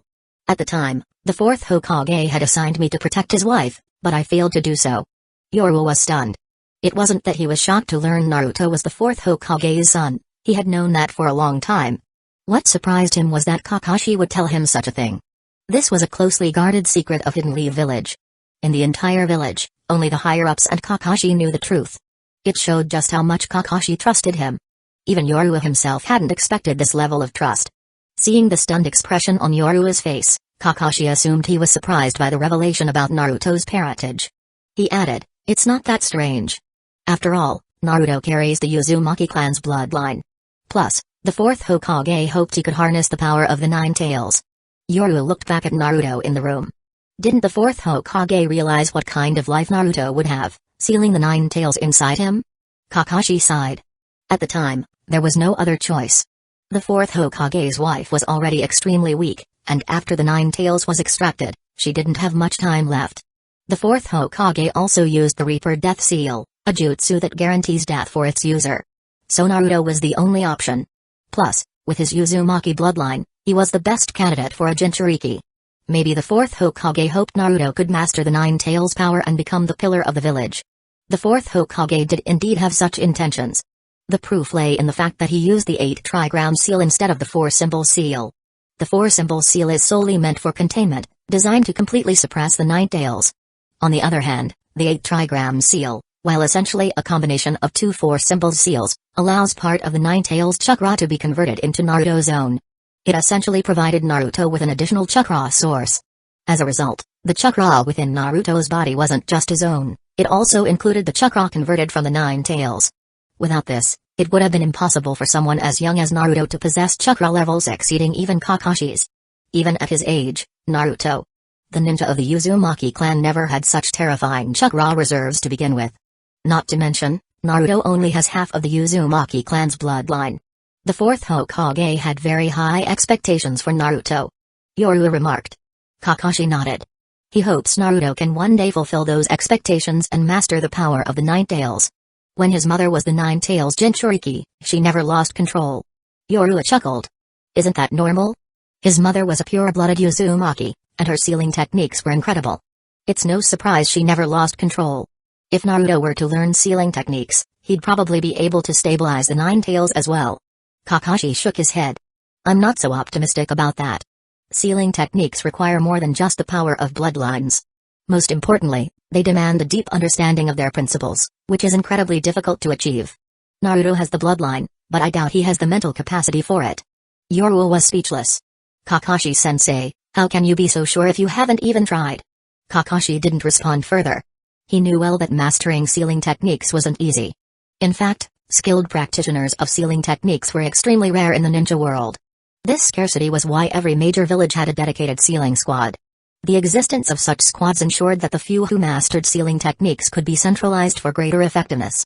Merely knowing a few techniques like the evil sealing method didn't count as mastering sealing arts. Though sealing techniques might seem to have no use beyond sealing itself, their learning difficulty far surpassed that of combat-oriented ninjutsu. Kakashi knew Naruto too well, which was why he was certain Naruto wasn't suited for it. He had initially planned to teach Naruto some sealing techniques but abandoned the idea after testing his aptitude. Naruto's talent for sealing techniques was even worse than Kakashi's. The primary issue was the vast and complex theoretical foundation required for sealing techniques. Even Kakashi had struggled to grasp it, let alone Naruto, who often scored 0 in the Ninja Academy. Kakashi didn't want to dwell on the subject and said, "But I have high hopes for you. I believe you'll be able to master those sealing techniques. If you do, I won't have to be so anxious every time I take Naruto on a mission." Yorua's mouth twitched. "Kakashi-sensei, are you planning to have me tag along every time you leave the village? I'm not even part of your team." Occasionally accompanying them felt like a vacation to Yorua, but being dragged along on every mission was something he wasn't willing to do. Kakashi patted Yorua's shoulder. "You know your squad technically shouldn't exist in the first place, right? It's only because of you that your squad still stands. You should be aware that you and your teammates were never meant to be on the same level. From the day your squad passed the evaluation thanks to you, you were already different from them. And now, to the village's upper echelons, you're no longer seen as an ordinary ninja. The more you stay with your teammates, the more you put them at risk. Because whether it's to make you stronger or due to some unforeseen circumstance where you..." Kakashi's voice trailed off, his expression growing heavier. "They will all be implicated because of you. This is also why your teacher agreed to hand you over to me. If you don't maintain some distance from your two teammates, they will eventually suffer because of your involvement." Yorua fell silent. He didn't completely agree with Kakashi's words. But when he thought about the commotion he had caused that day, he had to admit Kakashi was probably right. If the third Hokage hadn't discovered his existence, things might have been fine. But now that the third Hokage was aware of him, whether Yorua liked it or not, his position in the third's eyes was no longer the same. He was no longer just an ordinary ninja. Whatever happened to Yorua in the future, Tanako and Yamada Jumoka would undoubtedly be dragged into it. They might even die because of him. Even though it was a time of peace, the struggles among ninjas remained ruthless and bloody. Kakashi wasn't wrong. In Yorua's memories, during this year's round of team evaluations, only Kakashi's team, Kurenai's team, and Asuma's team were originally supposed to pass. That was all predetermined by the third Hokage. Who would have thought that Yorua's team would pass as well? It was Yorua's presence that had changed the course of events. From Yorua's perspective, both Yamada Jumoku and Tanako's talent was rather average. If their teammate hadn't been him, and considering Kyotoichi's personality, they likely wouldn't have passed the evaluation. Now that they were involved in Yorua's affairs, it wasn't a good thing for them. Especially with Danzō, the schemer. If Danzō wanted to target Yorua, he would undoubtedly start by attacking those close to him. The closer Yorua's relationship with Tanako and Yamada Jumoku, the more interactions they had, the more certain it was that Danzō would come for them. This was something Yorua absolutely did not want to see. Chapter 7. Seeing Yorua's expression, Kakashi knew he had gotten through to him. Fortunately, the third Hokage hadn't witnessed Yorua's battle today. Otherwise, it wouldn't just be caution, he would probably have sent Anbu to keep an eye on him. Yorua was only 12 years old, yet he was already capable of killing an elite Jonin. And not just any elite Jonin, but one of the 7 ninja swordsmen of the mist, Raga. The ninjutsu Yorua used tonight to suppress the rampaging Naruto was also already in the realm of forbidden techniques. Even more terrifying was that the jutsu Yorua used today wasn't even his most powerful one. In a few months, you'll be participating in the Chunin exams. By then, the third Hokage will definitely know about your strength. Kakashi said. Yorua nodded. I assume you want me to take part in this Chunin exam, right? Kakashi smiled. I'm afraid it's not up to me to decide. This time, the Sand Village will also be sending participants to the Chunin exams. Do you know what that means? Yorua nodded. It means Hidden Leaf Village needs to send its strongest genin of this generation to participate. I guess everyone from my year will be taking part, right? Kakashi chuckled. Exactly. Although we are allies with the Sand Village, we absolutely cannot let them see even the slightest sign of weakness in Hidden Leaf Village. Otherwise, who knows what they might do. Although it's nominally a Chunin exam, each village will send its most outstanding genin to showcase their military strength. At a time like this, the third Hokage won't let you sit idle. Yorua shrugged. I don't mind. I was planning to get promoted to Chunin sooner anyway. After all, as a Chunin, I can take on higher level missions. And the rewards are better too. Don't be fooled by the high commissions ninjas earn from missions. First, half of the commission is taken by the village. The remaining half is then divided among the ninjas who carried out the mission. Moreover, ninjas don't get any travel expenses for missions, all costs are borne by the ninjas themselves. The village doesn't provide ninja tools either, they have to be purchased by the ninjas. This is why many Jonin, despite completing numerous high-level missions, are still quite poor.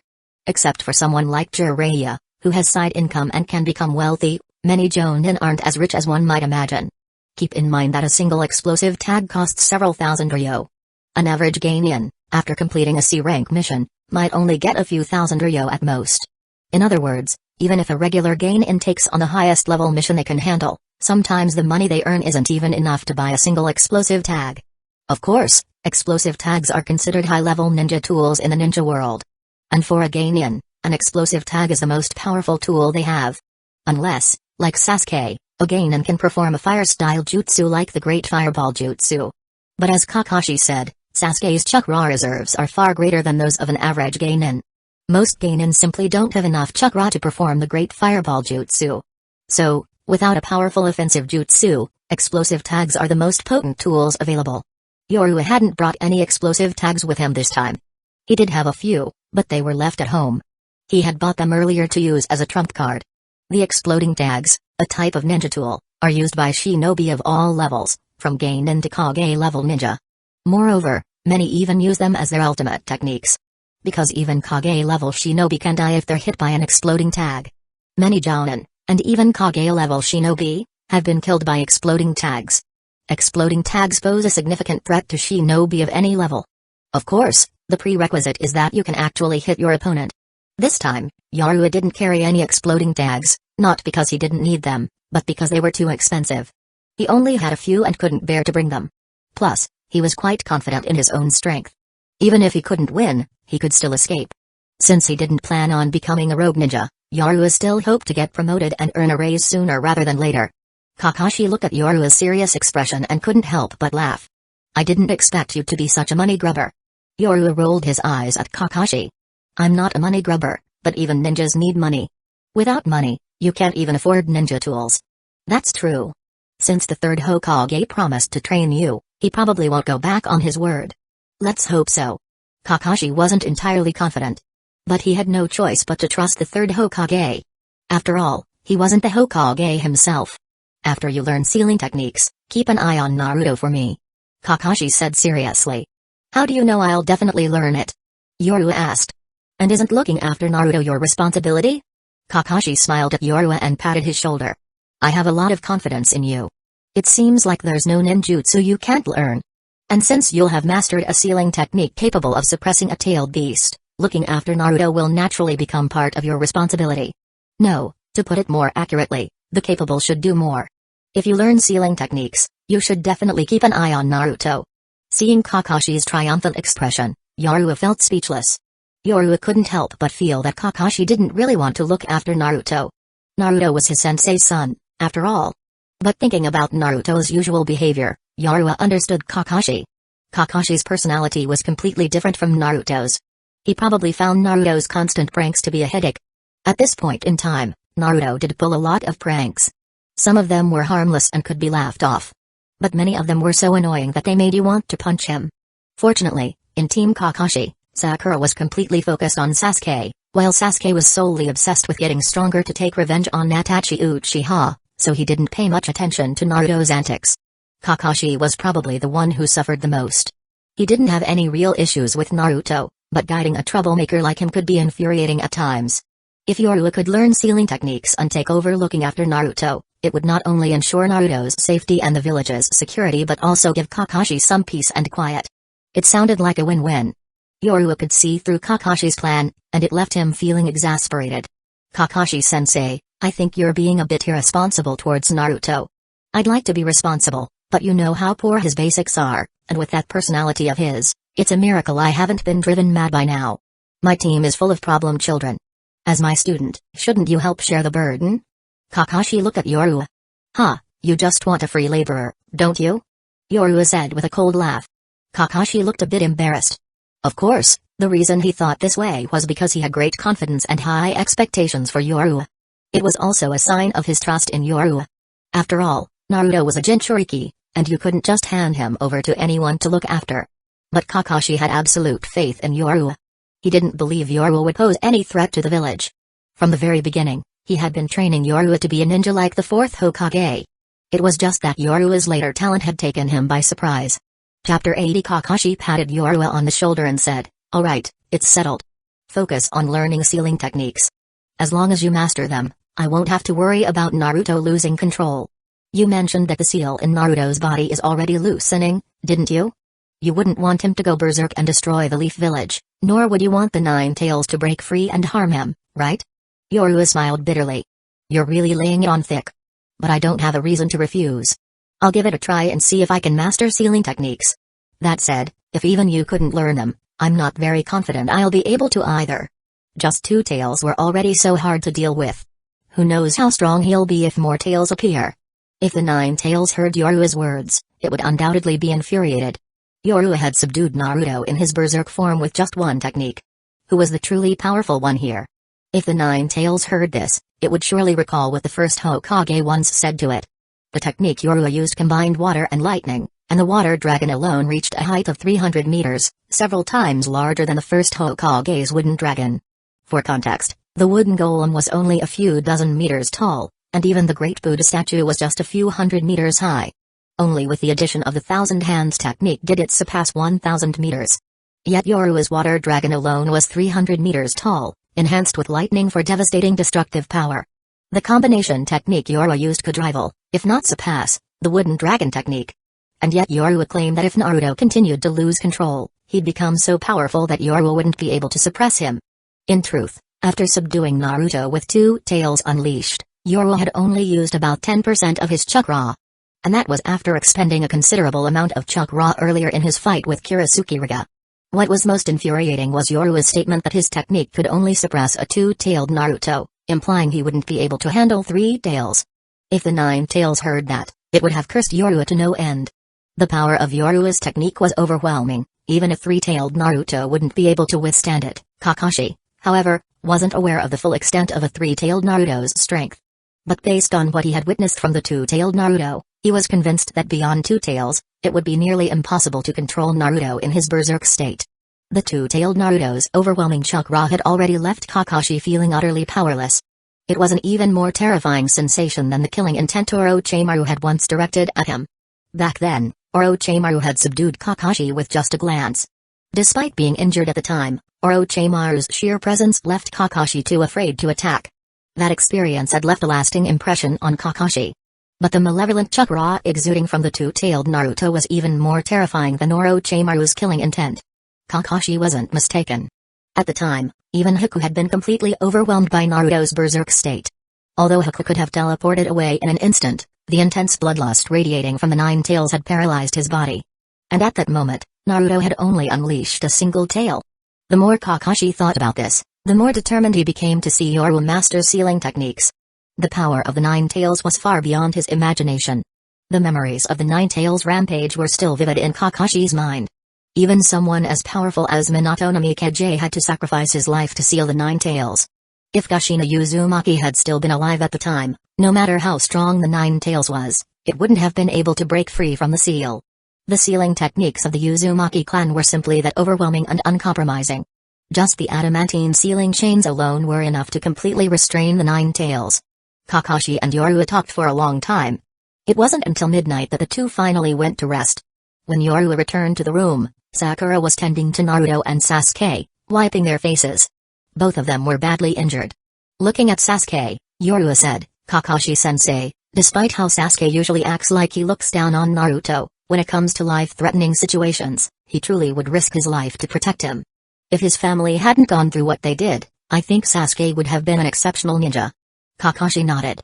When I first tested those 3, it was Sasuke who gave his food to Naruto, even though he knew it might risk him failing the test. That was one of the reasons why Kakashi valued Sasuke so highly. Aside from Obito Uchiha and the Sharingan, Kakashi clearly understood what kind of person Sasuke was. Kakashi always hoped Sasuke could let go of the hatred he carried for his clan's tragedy and avoid walking down such an extreme path. But he also understood that such deep-seated hatred was not something easily cast aside. The group was staying in the same room. Lying on his futon, Yorua stared at the ceiling and said, if he could let go of the hatred in his heart, he would definitely live a happier life. But unfortunately, that's impossible. Kakashi-sensei, I don't think what you're trying to do is likely to succeed. Kakashi didn't deny it. He simply said, I can only do my best. Even knowing that there was little hope of Sasuke letting go of his hatred, Kakashi was still willing to try and change him. As for helping Sasuke kill Itachi Uchiha and seek revenge, Kakashi didn't think he could accomplish that. After all, This was Itachi Uchiha. Even before Itachi awakened the Mangekyo Sharingan, Kakashi already found it difficult to match him in combat. Moreover, Kakashi had always found the circumstances surrounding Itachi's massacre of the Uchiha clan and his defection from the Leaf to be highly suspicious. He was certain that the third Hokage and Danzō were somehow involved. However, such matters weren't something he could easily investigate. In fact, Kakashi had once greatly admired Itachi Uchiha. After all, Itachi was one of the few members of the Uchiha clan who didn't exhibit the usual arrogance. Before the Nine Tails rampage, the Uchiha clan held a high status in the Leaf Village, especially as they controlled the police force, which only fueled their pride. The second Hokage's original intention in giving the Uchiha clan such authority was to limit them while also integrating them into the village. But the significant power wielded by the police force only made them more conceited. Coupled with their many achievements in war, members of the Uchiha clan generally became quite arrogant. Uchiha members like Obito, Itachi, and Shizue were rare exceptions. In his earlier years, Obito Uchiha had a personality similar to Naruto's, kind and caring. Back then, Kushina Uzumaki even hoped that her child would grow up to be like Obito. Before the tragedy, Obito and Kushina had a very close relationship, even closer than the bond between Kakashi and Kushina. Of course, that was before everything went wrong. After the tragedy, Kushina could never have imagined that the boy she once regarded as a younger brother would say to her upon seeing her again, "The Uzumaki clan's vitality is truly something else. Even after all this, you still won't die." Kakashi had always wanted to change Sasuke, but the more he tried, the more he realized that he couldn't. Chapter 81 Sakura had been quietly listening to the conversation between Yorua and Kakashi. As moonlight streamed through the window, illuminating the room despite the night, she glanced at Yorua and Kakashi talking so casually. The images of Yorua's battle with Kurasuke earlier that day and how he subdued the rampaging Naruto replayed in her mind. She couldn't believe that this godlike Yorua could now be so calm and composed. When she saw that massive, several hundred-meter-long water dragon soaring through the sky, Yorua, standing on the surface of the ocean, seemed small in stature yet immeasurably towering. But once the battle ended, Yorua reverted to his usual demeanor. It was hard to reconcile how such contrasting personas could exist within the same person. The gap between them and Yorua felt insurmountable. Or perhaps, it was just the gap between her and Yorua that felt so immense. Naruto, with the power of the tailed beast inside him, was already extraordinarily strong, though still not as powerful as Yorua. Sasuke was also formidable. Among their team, she was clearly the weakest. Maybe I should really listen to Yorua and learn medical ninjutsu. I'm not good at combat, but I can at least become a medical ninja. At that moment, Sakura's determination to become a medical ninja solidified. Elsewhere, deep within a forest in the land of waves, Zabuza and Hiku, who had retreated from the bridge, felt an overwhelming sense of relief. Recalling Yorua's techniques, Zabuza muttered with a lingering sense of dread, "What kind of monster is that kid? To unleash such a terrifying water dragon bullet jutsu. It was on a much larger scale than when we first fought. It's only been about 10 days, how could his strength increase so much in such a short time?" Zabuza couldn't understand how Yorua's power had grown so rapidly. After all, Yorua was just a genin. If we hadn't retreated in time, we'd have been killed by him for sure. Zabuza said, his voice trembling slightly. When he fought Yorua previously, Zabuza thought the boy was only at the level of an average jonin. But today, Yorua's displayed strength far surpassed his own. In fact, Zabuza felt as if he were facing a Mizukage. Especially that water dragon bullet jutsu, its scale and power surpassed even that of the Mizukage. No Mizukage could summon a water dragon over 300 meters long. What terrified Zabuza most was how the water dragon didn't dissipate for a long time, behaving almost as though it were alive. That was the truly horrifying part. Just recalling the overwhelming, tsunami-like waves when Yorua commanded the water dragon made Zabuza shudder. He couldn't imagine surviving an attack like that. For the first time in his life, Zabuza felt fear toward another person. Yorua was undoubtedly capable of killing him with ease. And he was just a genin. It was utterly terrifying. Hidden Leaf Village is too frightening. Not only do they have that blonde brat, who's likely a Jinchuriki of a tailed beast, but they also have that kid who can subdue a rampaging Jinchuriki with just one jutsu. And he even killed Kurasuke. That's terrifying. With him around, how can we possibly kill the old man building the bridge? This mission is impossible to complete. Though Zabuza hated to admit it, he knew deep down that this mission was a lost cause. As long as Yorua was there, attempting to complete the mission would be tantamount to walking into their own deaths. Standing silently nearby, Hiku didn't interrupt. Hiku remained silent. Although Yorua's overwhelming strength had left him shocked, He was even more curious about why Yorua had intervened when Naruto tried to kill him. Logically speaking, he was Yorua's enemy. Even though Naruto had lost control, his target was Zabuza, so Yorua had no reason to shield him. However, Hueco didn't mention this to Zabuza. Unable to figure it out, he decided to stop dwelling on it. In his heart, though, he silently marked this as a great favor. No matter what Yorua's reasoning was, the fact remained that Yorua had saved his life. If Yorua hadn't stepped in to block Naruto, he would have been dead for sure. At that time, his entire body had been immobilized by the Nine Tails chakra, leaving him completely unable to move. Moreover, the berserk Naruto's attacks were so fast that evasion was impossible. After a long silence, Zabuza finally looked at Hueco and asked, "That kid didn't attack you?" Zabuza snapped back to the moment. Back then, Hueco had been engaged with Naruto's team. How had Hueco managed to return unharmed? Hueco thought for a moment and replied, "Not long after the blonde boy lost control, that person appeared. I took the opportunity while they were fighting to retreat." Zabuza didn't press further. After all, he himself had fled in much the same way. Yorua's strength was simply too terrifying. Even though Gato had paid handsomely, this mission was utterly impossible to complete. It was practically a suicide mission. As a rogue ninja, Zabuza wasn't bound by any loyalty to Gato's contract. "This mission is over. Let's leave this place," Zabuza said decisively. Hueco nodded. Wherever Zabuza went, he would follow. But in his heart, Hueco would always remember Yorua. Yorua was the first person to willingly shield him from danger. Years ago, when Zabuza saved him, it was with the intent of turning him into a tool. But Yorua had saved him without asking for anything in return. It was a purely selfless act. This left a deep impression on Hueco, whose inherently kind nature made him view Yorua in a positive light. The feeling was entirely different from when Zabuza had saved him. If Zabuza weren't in the picture, Hueco might have followed Yorua with the same devotion that Kimimaro showed to Orochimaru. Of course, that was impossible. Yorua had only shielded him from Naruto because he understood Hueco's character and didn't want Naruto to recklessly kill someone. As the two were packing their things and preparing to leave, the door was suddenly kicked open again. "Zabuza, why have you failed again? The bridge is only a few days away from completion, and you can't even kill one old man. What have you been doing?" This time, Gato arrived with dozens of samurai. He had been too scared by Zabuza the last time. However, Gato's knowledge of ninjas was limited.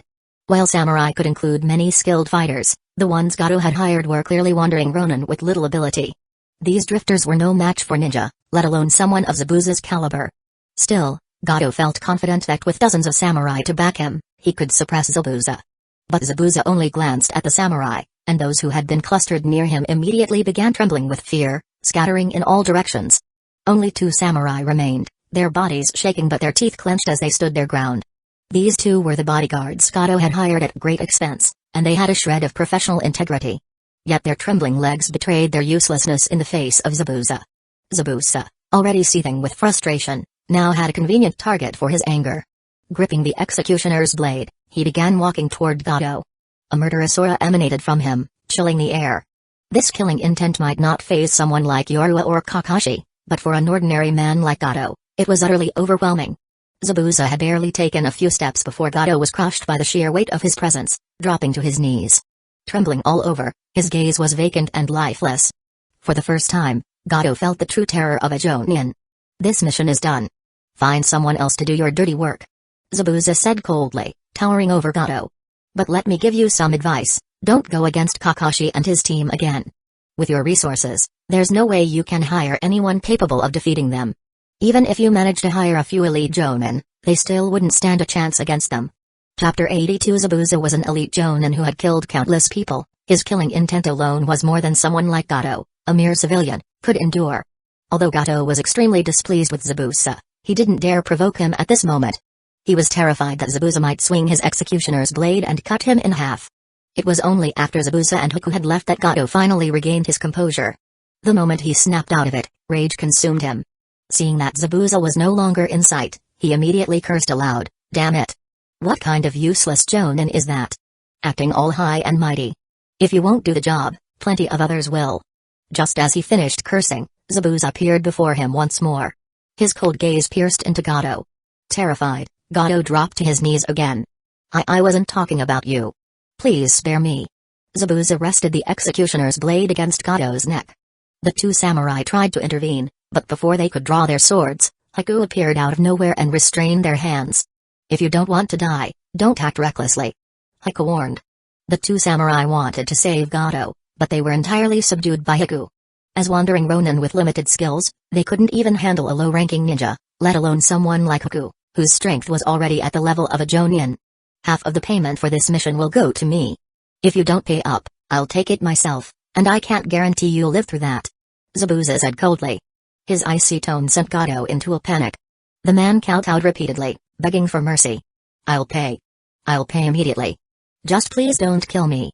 Having brought dozens of samurai with him, Gato was now left with only two, and even those two were useless. It was only now that Gato fully grasped the vast gap in strength between samurai and ninja. He finally understood how terrifying Zabuza was. In the ninja world, even many samurai had been forced to abandon their way and become ninjas instead. Zabuza had no interest in wasting more time on Gato. After issuing his threat, he and Hueco left. Only after confirming that Zabuza and Hueco were truly gone did Gato collapse onto the ground, his entire body trembling. Damn it. I've lost so much. He muttered bitterly. Even at a time like this, Gato, ever the businessman, couldn't help but focus on his financial losses.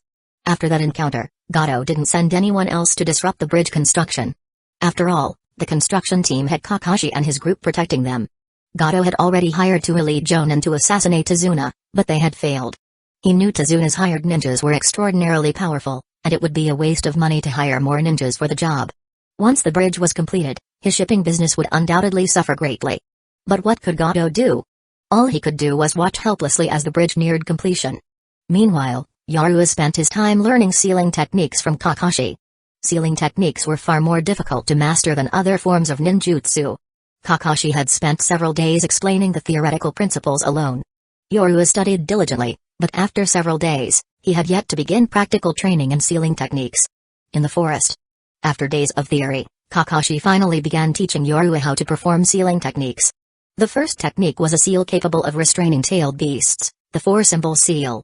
The fourth Hokage had used a variation of this technique, the 8-trigram seal, to seal the 9 tails into Naruto. The 8-trigram seal was essentially two four-symbol seals combined, a further development of the original technique. The four-symbol seal was a powerful sealing technique from the Uzumaki clan. Its strength far surpassed the techniques other ninja villages used to seal tailed beasts. It's much stronger, that's what Killer Bee said. As long as Yaruo mastered the four-symbol seal and could suppress a tailed beast, he could use the seal to confine it within anyone's body, including his own. Of course, Yaruo would never actually do such a thing. Kakashi spent over an hour explaining the theory to Yaruo, and then, with an expectant look, asked, Yaruo, did you understand it? Any ideas? Kakashi's hopefulness came from the fact that even he didn't fully understand the technique, let alone practice it. Yaruo remained silent for a moment. Just as Kakashi started to feel disappointed, Yaruo nodded. I'll give it a try. Kakashi was stunned. You understood it? Don't tell me you've already figured out how to do it. Yaruo didn't reply. Instead, he walked over to the side and began forming hand seals. Four-symbol seal. With a boom. Yaruo completed the seals and slammed his palm against a nearby tree.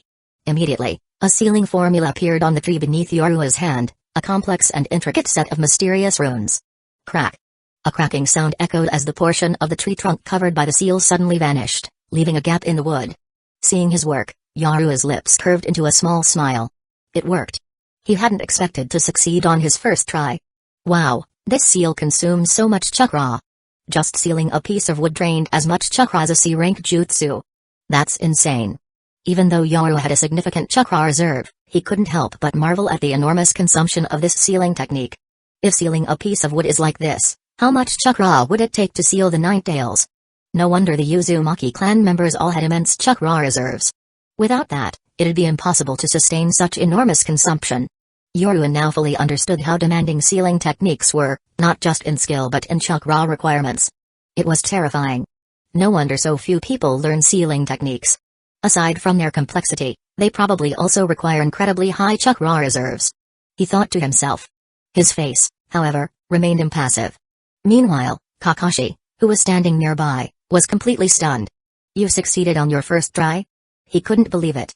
Kakashi knew Yaruo's talent for ninjutsu was exceptional, but during the past few days of teaching him sealing theory, he could tell Yaruo found it challenging.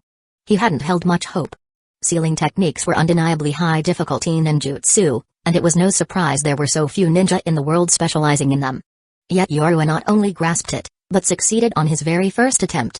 And this was the four-symbol seal, one of the most advanced sealing techniques.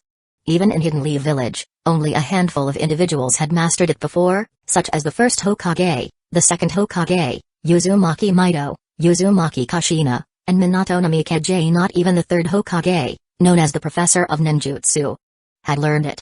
If the third Hokage had known the four-symbol seal, Naruto's rampages as a child might have been prevented. There was a time when Naruto lost control and rampaged, forcing the entire Hidden Leaf Village sealing squad to suppress him. And even then, the nine tails had not fully emerged, with no tails manifesting. Had the third Hokage known the four-symbol seal, he could have directly reinforced the 8-trigram seal left by Minato. Unfortunately, he didn't. Of course, both the third Hokage and Danzō had learned single-use sealing techniques. The third mastered the Reaper Death Seal, while Danzō had learned the reverse four-symbol seal. Kakashi walked over, interrupting Yorua's thoughts. "You did it, Yorua." Yorua snapped out of his reverie and said casually, I guess I did. But this seal really drains a lot of chakra." Kakashi was momentarily taken aback. "Oh? It consumes a lot of chakra?" Yorua nodded. "I only sealed a piece of wood, but it already used up as much chakra as a C-rank jutsu." Kakashi chuckled. "Well, it is an Uzumaki clan sealing technique. High chakra consumption is to be expected. The important thing is, you've mastered it.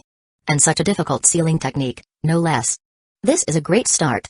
Since you've learned the four-symbol seal, the 8-trigram seal shouldn't be a problem for you. After all, the 8-trigram seal was simply an enhanced version of the four-symbol seal." Chapter 83. Afterward, Kakashi explained the principles of the 8-trigram seal to Yorua. Compared to his explanation of the four-symbol seal, this session was much shorter. Having already mastered the four-symbol seal, Yorua found the 8-trigram seal to be relatively easy.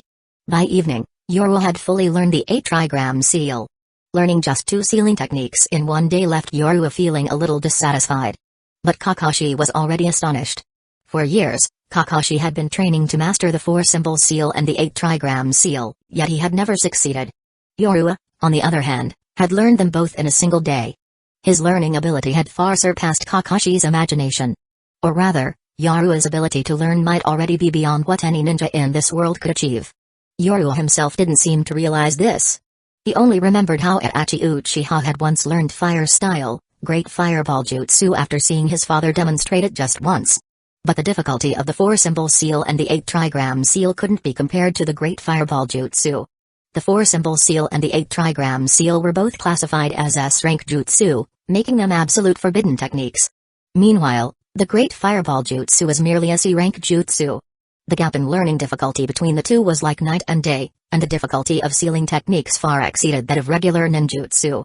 Even though Kakashi could skillfully use the S-rank lightning blade, he hadn't even been able to learn the four-symbol seal or the 8-trigram seal. That night, on the way back from the mountains, Sasuke and Naruto blocked the path of the 3-person group.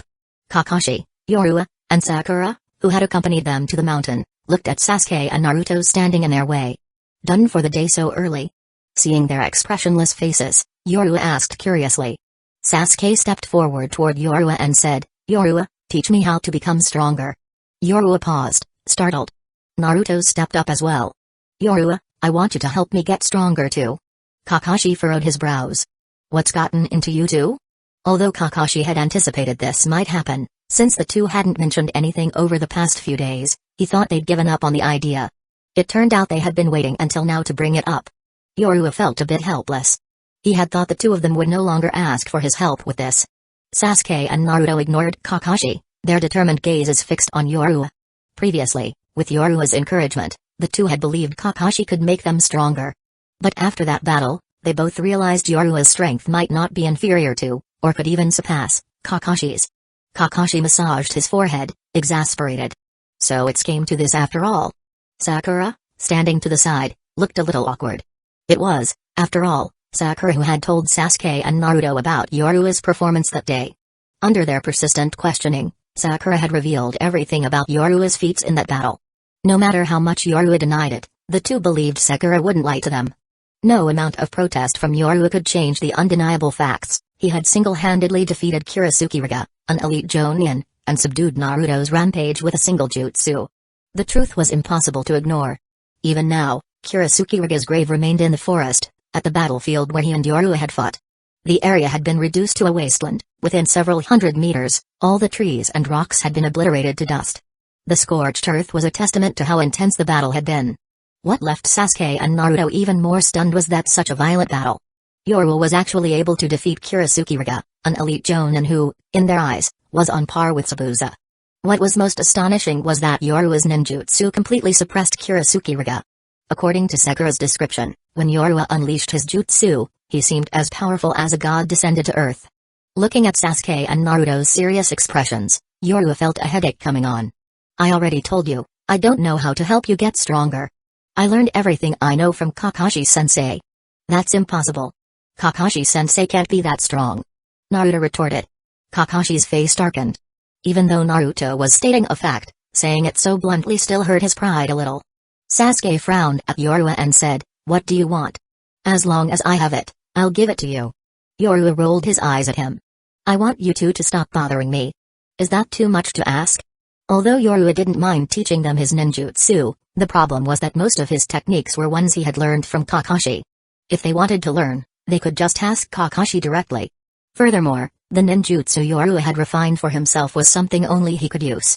It wasn't because the techniques themselves were exceptionally powerful, but because their strength came from Yoru's chakra.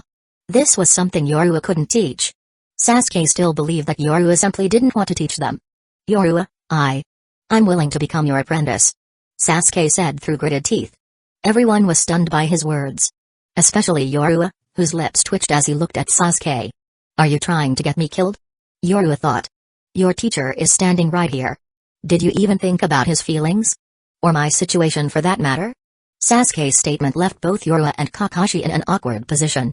Sakura and Naruto, on the other hand, were shocked that Sasuke could humble himself to such an extent.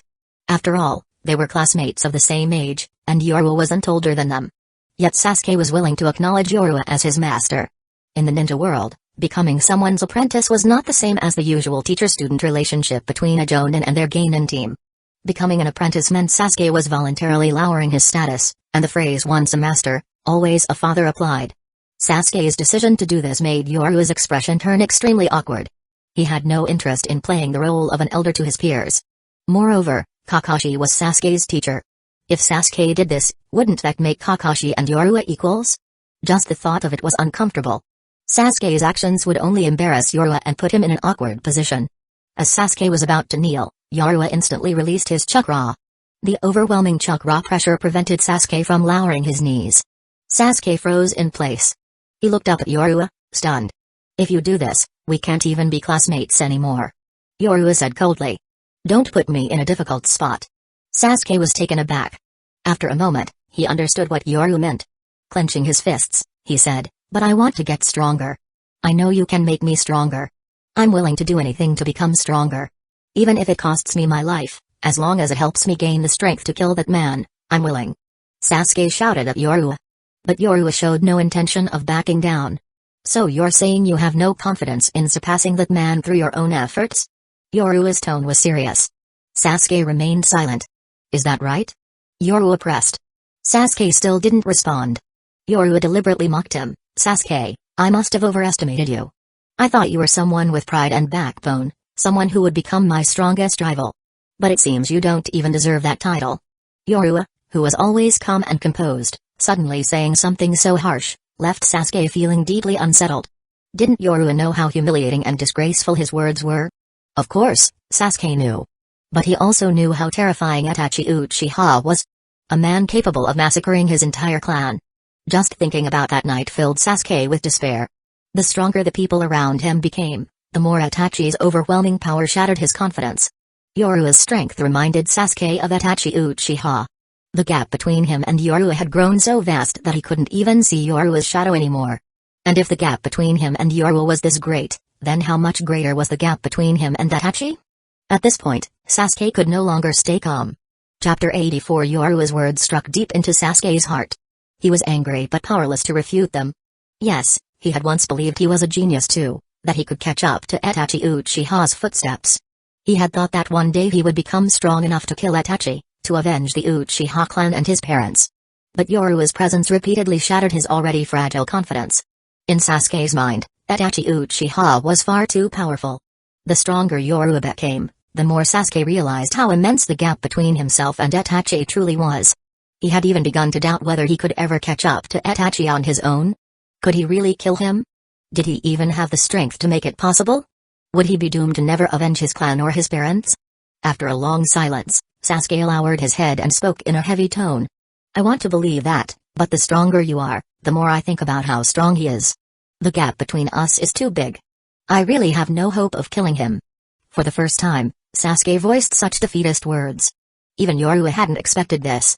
His earlier harsh remarks were intended to provoke Sasuke's competitive spirit. Instead, they had extinguished what little hope Sasuke had left. For a moment, Yoru felt incredibly awkward. Don't forget, you are his brother. You share the same parents, the same bloodline. Why would your bloodline be inferior to his? Maybe you're even stronger than he is.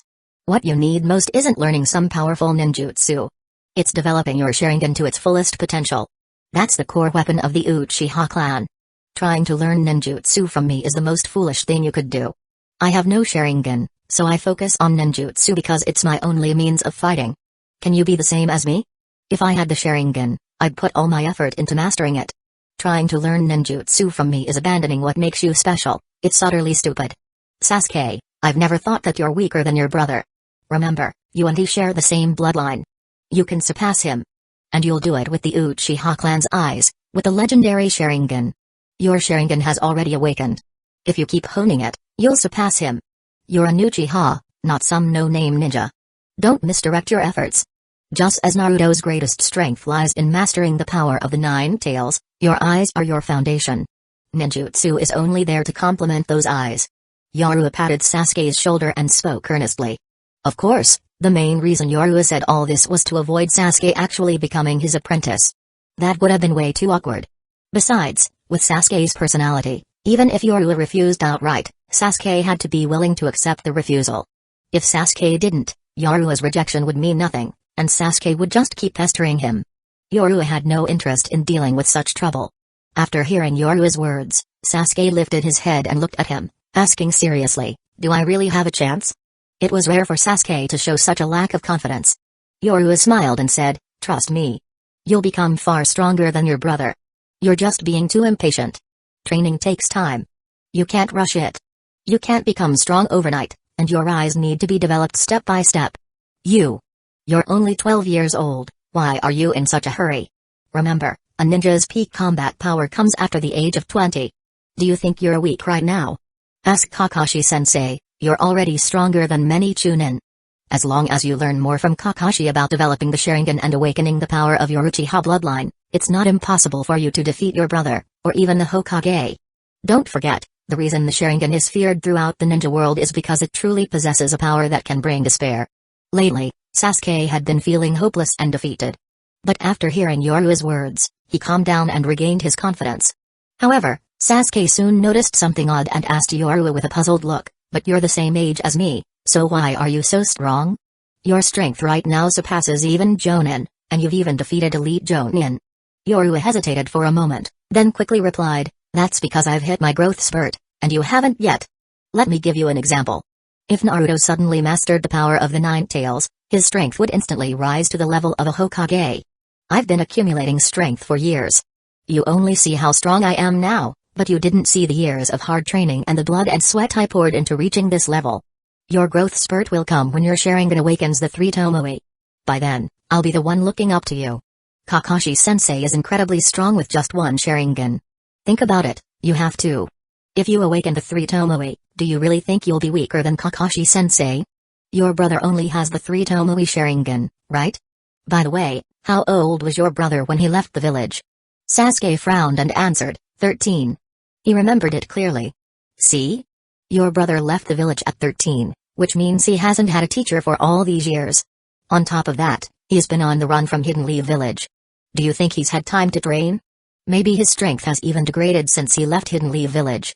And what about you? You have the peace and stability of Hidden Leaf Village, a systematic education, and excellent teachers. Hidden Leaf Village has plenty of Jonin, like Kakashi-sensei, who is not only a master of ninjutsu but also has deep knowledge of the Sharingan. There are also elite jonin who specialize in taijutsu and ganjutsu, many of whom are Kakashi-sensei's classmates and friends. What's your relationship with Kakashi-sensei? Of course, you can go to him for guidance on ninjutsu, taijutsu, and ganjutsu. Your brother, wandering the ninja world, has such favorable conditions. Most importantly, you have more time to train, and by going on missions, you can turn your training into real combat experience. That's why I believe you'll surpass your brother. Of course, Yoruo was making all of this up. His goal was simply to keep Sasuke from bothering him. Still, Yoruo's words weren't entirely without merit. So Sasuke couldn't refute them and ended up believing him. Not just Sasuke, but even Naruto and Sakura seemed deep in thought. Yoruo secretly wiped his sweat. Kakashi, on the other hand, was staring at Yoruo in confusion. What is this kid's mouth made of? How is he so persuasive? The most ridiculous part was that Kakashi knew Yoruo's entire speech had one purpose: don't bother me, go to Kakashi. If Kakashi can't help, go to the other Hidden Leaf Village ninja. It was a blatant attempt to shift the responsibility. But Kakashi couldn't really say anything. After all, Yoruo's points were hard to refute. Kakashi was Sasuke's jonin instructor, and it was his responsibility to guide him. If Sasuke asked Kakashi to introduce him to Might Guy, Asuma, or even Kurenai, Kakashi really had no reason to refuse. Chapter 85. Sasuke was convinced by Yoruo's words, and his previously restless heart calmed down. Nearby, Naruto was also persuaded by Yoruo's earlier statement that if he could master the power of the Nine Tails, his strength would skyrocket. Once Naruto and Sasuke stopped pestering Yoruo to teach them ninjutsu, Yoruo secretly breathed a sigh of relief. He really didn't want to be bothered by these two, it was way too troublesome. Kakashi and Sakura, who had been mostly silent, were stunned as they watched Yoruo. They hadn't expected Yoruo to actually convince Naruto and Sasuke. Although they hadn't been together for long, Kakashi and Sakura both knew that Naruto and Sasuke were incredibly stubborn. Persuading them was no easy task. Yet Yoruo had managed to do it. The mission was pretty much complete at this point, and the following days were peaceful. Gato didn't hire any more ninja to cause trouble. Still, just to be safe, Kakashi decided to stay until the bridge was fully completed before leaving. During this time, aside from protecting Tazuna with Sakura, Yoruo spent his days at Tazuna's house learning sealing techniques from Kakashi. Whether it was day or night, Yoruo was always busy. During the day, he either went to protect Tazuna or practiced sealing techniques. At night, he had to deal with Inari. Since Yoruo had saved Inari, and the boy had witnessed Yoruo defeating the ninja Gato had hired, Inari had become completely idolized Yoruo and constantly pestered him to play. In Inari's eyes, Yoruo was a true hero. If it weren't for the fact that he wasn't from Hidden Leaf Village, Inari would have already asked Yoruo to be his teacher. Yoruo didn't really want to entertain him, but he couldn't bring himself to refuse. So every night, Yoruo would set aside some time to play with Inari. Tsunami, Tazuna's daughter, was also very kind to Yoruo, often cooking his favorite dishes. In Tazuna's household, Yoruo received as much respect as Kakashi, if not more. In fact, Tazuna's family treated Yoruo even better than they treated Kakashi. After all, the strength Yoruo had displayed that day was overwhelmingly impressive. To them, Yoruo seemed even stronger than Kakashi. Over the next few days, Yoruo learned various sealing techniques like the contract seal, the evil sealing method, and the fire sealing method. He mastered all the sealing techniques Kakashi knew. On top of that, Yoruo's chakra reserves had doubled compared to before. However, the rate at which his chakra was increasing had slowed down significantly. In over 10 days, it had only doubled. Back when he first started, his chakra had been doubling almost every day. But Yoruo wasn't too concerned. Even with just a doubling of his chakra, his reserves were now firmly at Kage level, and among Kage level shinobi, his chakra was exceptionally vast. Plus, the chakra Yoruo used was different from that of ordinary ninja. In reality, his chakra reserves might have already surpassed the Kage level. What Yoruo lacked now was practical combat experience and taijutsu. He wasn't in a rush about combat experience. Yoruo knew that it would take a lot of time and real battles to accumulate. As for taijutsu, that would also require a lot of time to train. Yoruo didn't expect to reach Might Guy's level, that kind of skill was top tier in the ninja world. He just needed to make sure his taijutsu wasn't a weakness. Exhausting him should be enough. Yoruo's chakra reserves now absolutely dwarfed Naruto's by several times, though they still couldn't compare to the Nine Tails. But then again, few shinobi in the entire shinobi world could rival the tailed beast's chakra. Only legends like Madara Uchiha and Senju Hashirama might stand comparison. Yorua's reserves were still light years away from those monstrous levels. Hell, even considering that Naruto only had half of Kurama sealed within him. Yorua's chakra didn't even measure up to that partial Nine Tails power. Let alone comparing to Hashirama, who supposedly had more chakra than the full Nine Tails. Still, even being in the same ballpark as half-a-tailed beast was insane. Currently in the shinobi world, aside from Jinchuriki and the tailed beasts themselves, barely anyone could claim greater chakra than Yorua. Of course, Yorua himself remained oblivious to these comparisons. He had no idea how his reserves measured against others, though he did know he now possessed far more chakra than Kakashi, easily several times over. Strangely, despite this massive power boost, Yorua's personality remained unchanged. No swelling arrogance, no sudden thirst for battle. He maintained his usual lazy demeanor, still avoiding conflicts whenever possible.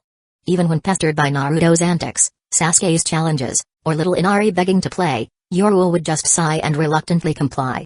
This was precisely why Inari idolized him, a powerful shinobi who'd still humor a child's games, though Yorua would insist it was mere resignation. Now, in their shared room at night, Kakashi sat cross-legged before Yorua, with Team 7 forming a circle around them. 4 pairs of eyes locked onto the silver-haired Jonin. "Do we really have to do this now?" Yorua complained, scratching his cheek. "Can't this wait until we're back in the village?" Kakashi's visible eye crinkled. "If we do this back in the village, it might cause too much commotion. Better handle it here." Naruto then bowed deeply, his voice uncharacteristically serious. "Please, Yorua, you're our only hope." Sasuke and Sakura leaned forward with intense curiosity. With a resigned sigh, that hid his own scientific interest, Yorua relented. This whole situation stemmed from Yorua's recent mastery of sealing techniques.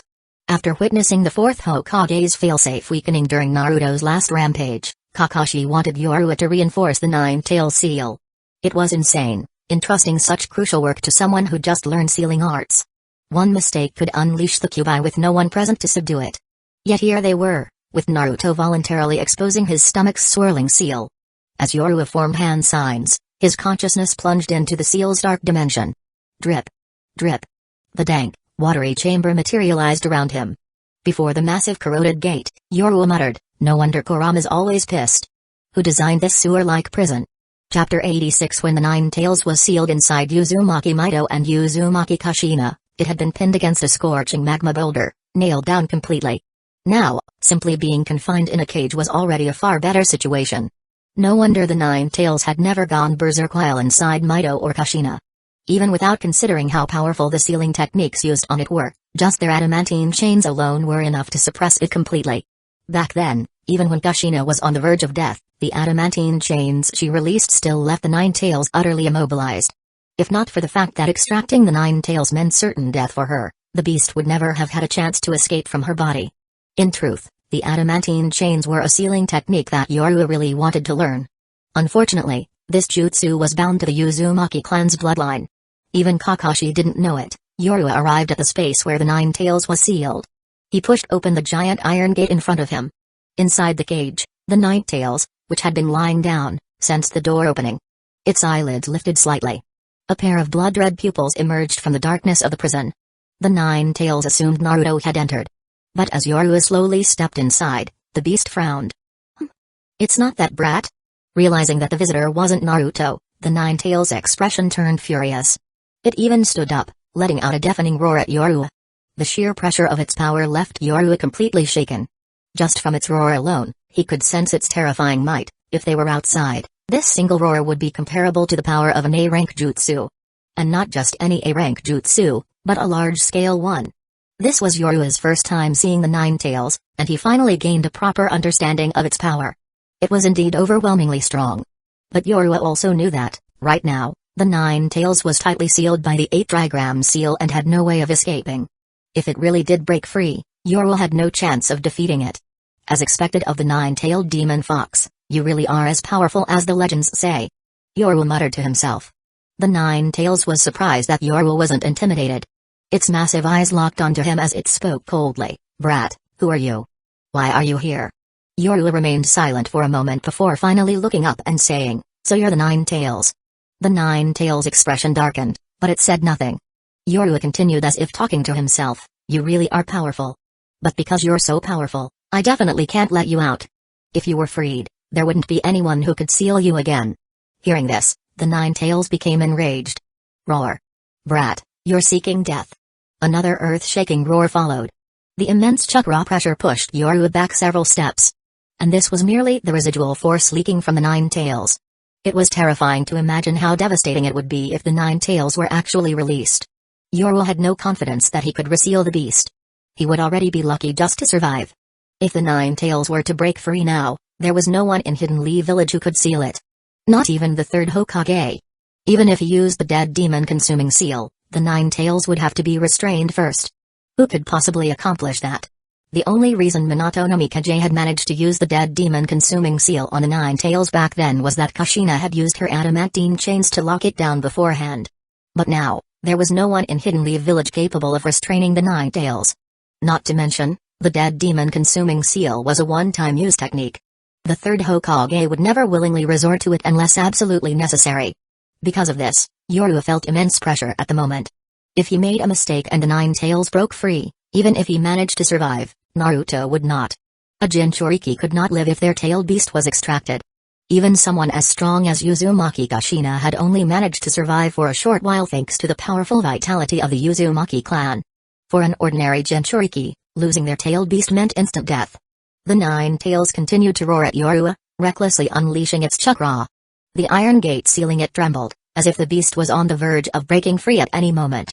However, Yoru knew that the sealing formula was still intact enough that the Nine Tails couldn't escape yet. But if Naruto kept drawing on the Nine Tails' power, the seal would only weaken further. And telling Naruto to stop using the Nine Tails chakra was impossible. Whenever he got angry or lost control, he would be forced to rely on it, whether he wanted to or not. Which meant that the seal inside Naruto would continue to weaken over time. The Nine Tails roared for a long time, shaking the entire space, but after Yoru's initial shock, he remained unfazed. After all, the Nine Tails was still sealed, and the amount of chakra it could leak out was limited. And even then, the amount of chakra it had released was nothing compared to Yoru's own reserves. For an ordinary Jonin, the Nine Tails chakra would be overwhelming. But for Yoru, it wasn't worth worrying about. After a while, Yoru finally spoke in a calm tone. "Alright, enough of your howling. You should know by now that none of this is doing anything to me." The Nine Tails, which had been roaring just moments ago, suddenly stopped. Its eyes gleamed with cold malice as it asked, "Brat, who exactly are you? Why are you here?" Yoru stood with his hands in his pockets, looking at the beast before him. "I'm Naruto's friend.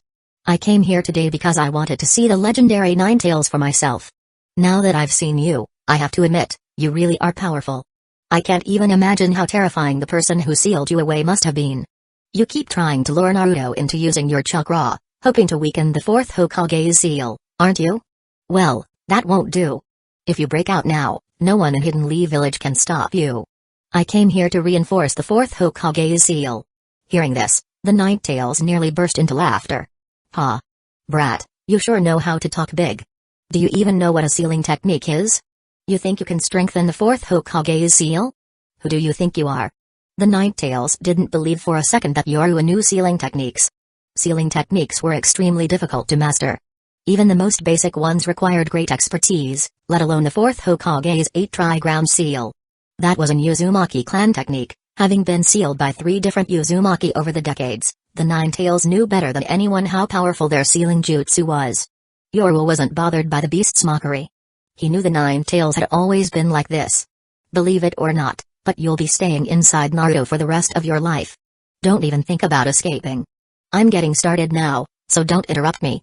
Yoru didn't want to waste words with the Nine Tails. He swiftly formed hand seals. In an instant, golden chakra erupted from his body. The Nine Tails, which had been sneering just moments ago, suddenly froze. This chakra. Why does it feel so familiar? Brat, who the hell are you? The Nine Tails roared in anger. But Yoru ignored it. He wasn't going to reinforce the seal immediately. First, he needed to analyze the state of Minato's 8-trigram seal to determine the best approach. Meanwhile, the Nine Tails watched the chakra surging from Yoru and grew visibly tense. Because this chakra reminded it of Hashirama Senju. Even though Yoru was still young, he possessed an enormous amount of chakra. Not as much as the Nine Tails itself, but still far beyond what someone his age should have. It was clear, Yoru was no ordinary person. The sheer presence of his chakra was enough to make the Nine Tails wary. What Yoru didn't realize was that his chakra had already deeply shocked the Nine Tails. The beast wasn't even sure if it could suppress him. Because Yorua's chakra wasn't just normal chakra, it was senjutsu chakra. And the Nine Tails knew just how powerful senjutsu chakra was. Back then, Hashirama Senju's chakra had felt just like this. Not only that, but it also carried an overwhelming vitality, just like Hashirama's. The Nine Tails was starting to suspect, was Yorua a descendant of Hashirama Senju? Chapter 87. After completing the rapid sequence of hand seals, mysterious runes appeared beneath Yorua's feet. These runes transformed into black chains that shot toward the iron gate's lock, which held the Nine Tails captive. Buzz. The moment Yorua's chakra surged into the seal, intricate symbols emerged on the gate's lock. Yorua immediately opened his eyes, furrowing his brows. So complex. As expected, the fourth Hokage's 8 trigram seal isn't something simple. But at most, it just consumes more chakra. Yorua increased the flow of his chakra. Rumble. An overwhelming surge of chakra poured into the sealing lock. Even the Nine Tails was shocked by the sheer amount. What kind of monster is this brat? How can someone his age have such an insane amount of chakra? As Yorua continued to channel chakra, the Nine Tails could feel the previously weakened seal strengthening once more. Stop. Boom. Realizing the seal was becoming stronger, the Nine Tails became furious. It slammed a massive claw against the iron gate, causing a violent tremor, but it didn't affect Yorua's technique at all. I said stop, you damn brat. You bastard, are you planning to lock me in here forever? You vile human. I'll kill you. Kill you. Roar. Boom. Boom. Boom. The moment the Nine Tails realized Yorua could actually reinforce the seal, it became desperate. It had been waiting for years, knowing that every time Naruto relied on its chakra, the seal weakened a little more. It wouldn't be long before it could finally break free from this dark, oppressive prison. But now, Yorua was ruining everything. Keeping it locked inside Naruto forever? What a joke. Roar. Seeing that Yorua wasn't stopping, wasn't even acknowledging its fury, the Nine Tails lost its patience. It began gathering chakra.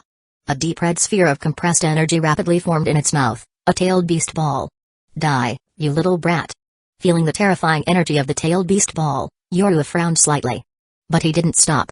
He wasn't sure if the Nine Tails could actually harm him in this space. Meanwhile, outside, a crimson shroud of chakra began to form around Naruto's body. The color of the tailed beast cloak darkened, its intensity growing. Naruto's consciousness was fading. Kakashi's eyes widened in alarm. He tried to stop Naruto, but the instant his hand touched the shroud, he was burned. Stunned, Kakashi muttered, so this is the Nine Tails chakra. The corrosive power is this strong? Sasuke and Sakura, standing nearby, were equally shocked. Naruto has such terrifying power sealed inside him?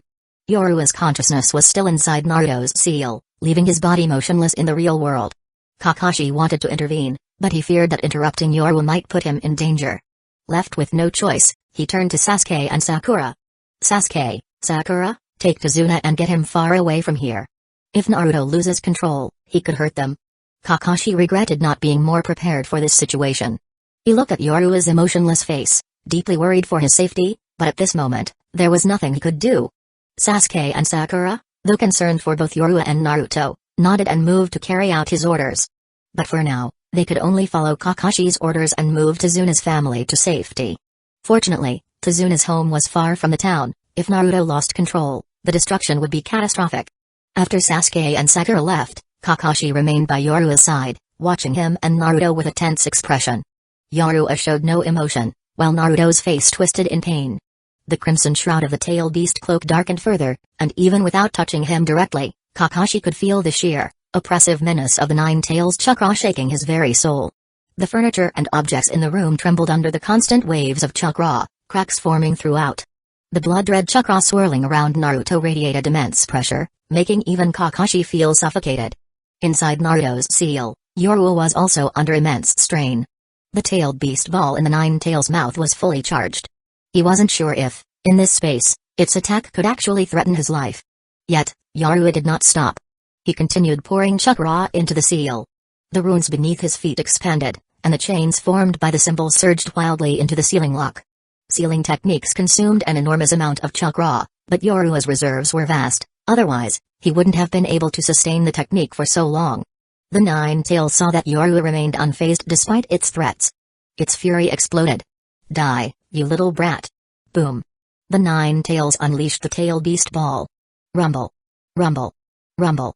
The attack crashed into the iron gate, sealing it away. A blinding light illuminated the entire space. The monstrous chakra shockwave instantly struck Yorua. He hadn't expected that even in this realm, the Nine-Tails chakra could actually harm him. Ugh! Caught off guard, Yorua took the full brunt of the attack. The impact blasted him backward, slamming him hard against the wall. In the real world, Yorua coughed up blood. His crimson blood splattered onto Naruto, but the moment it touched the tailed beast cloak, it was instantly corroded and burned away. Kakashi, standing beside Yorua, tensed up and was about to intervene. Yorua's face had gone pale. Since arriving in this world, this was the first time he had ever coughed up blood, the first time he had suffered such a serious injury. Just as Kakashi was about to wake him, Yorua finally spoke. Though he was clearly in pain, his voice remained cold and firm. Kakashi-sensei, I'm fine. Don't worry. Kakashi halted. Yorua's consciousness had returned. No, this is too dangerous. If something happens to you, how am I supposed to explain it to the Hokage? Kakashi's expression darkened. What he truly wanted to say was that he didn't want Yorua taking such a risk in the first place. Seeing Yorua's spit blood had shattered his patience.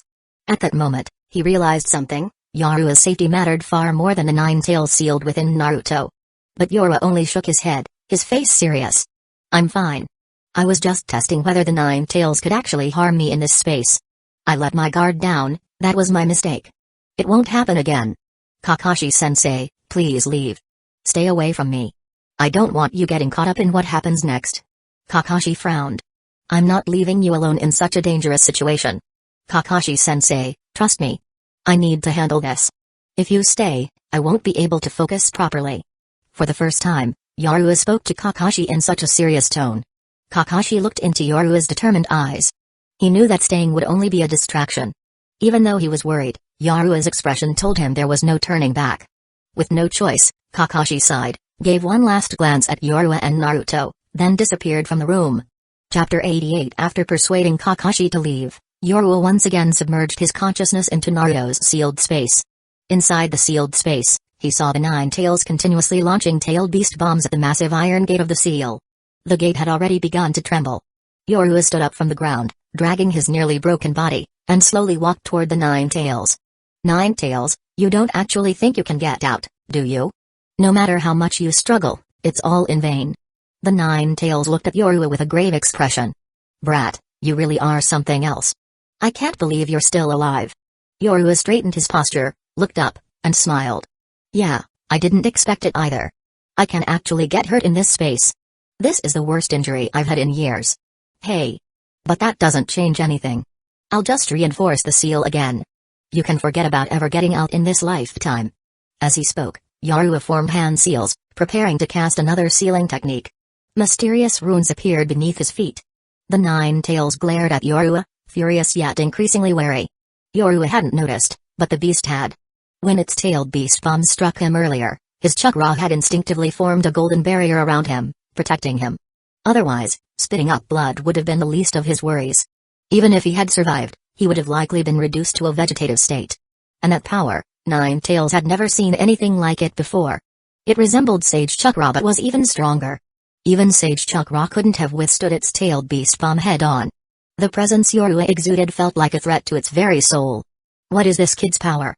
Why does it feel even more dangerous than that Hashirama? As Yorua continued reinforcing the seal, the Nine-Tails, despite its rage, refrained from further attacks. Instead, it taunted him with words. Brat, all this effort is pointless. As long as that little fool Naruto keeps using my chakra, the seal will only grow weaker. You can't possibly stay by his side forever. Yorua ignored the taunt. Hey. Brat. Are you deaf? At that moment, Yorua finally lifted his head and said calmly, I don't need to be with him all the time. And no, this seal won't last forever.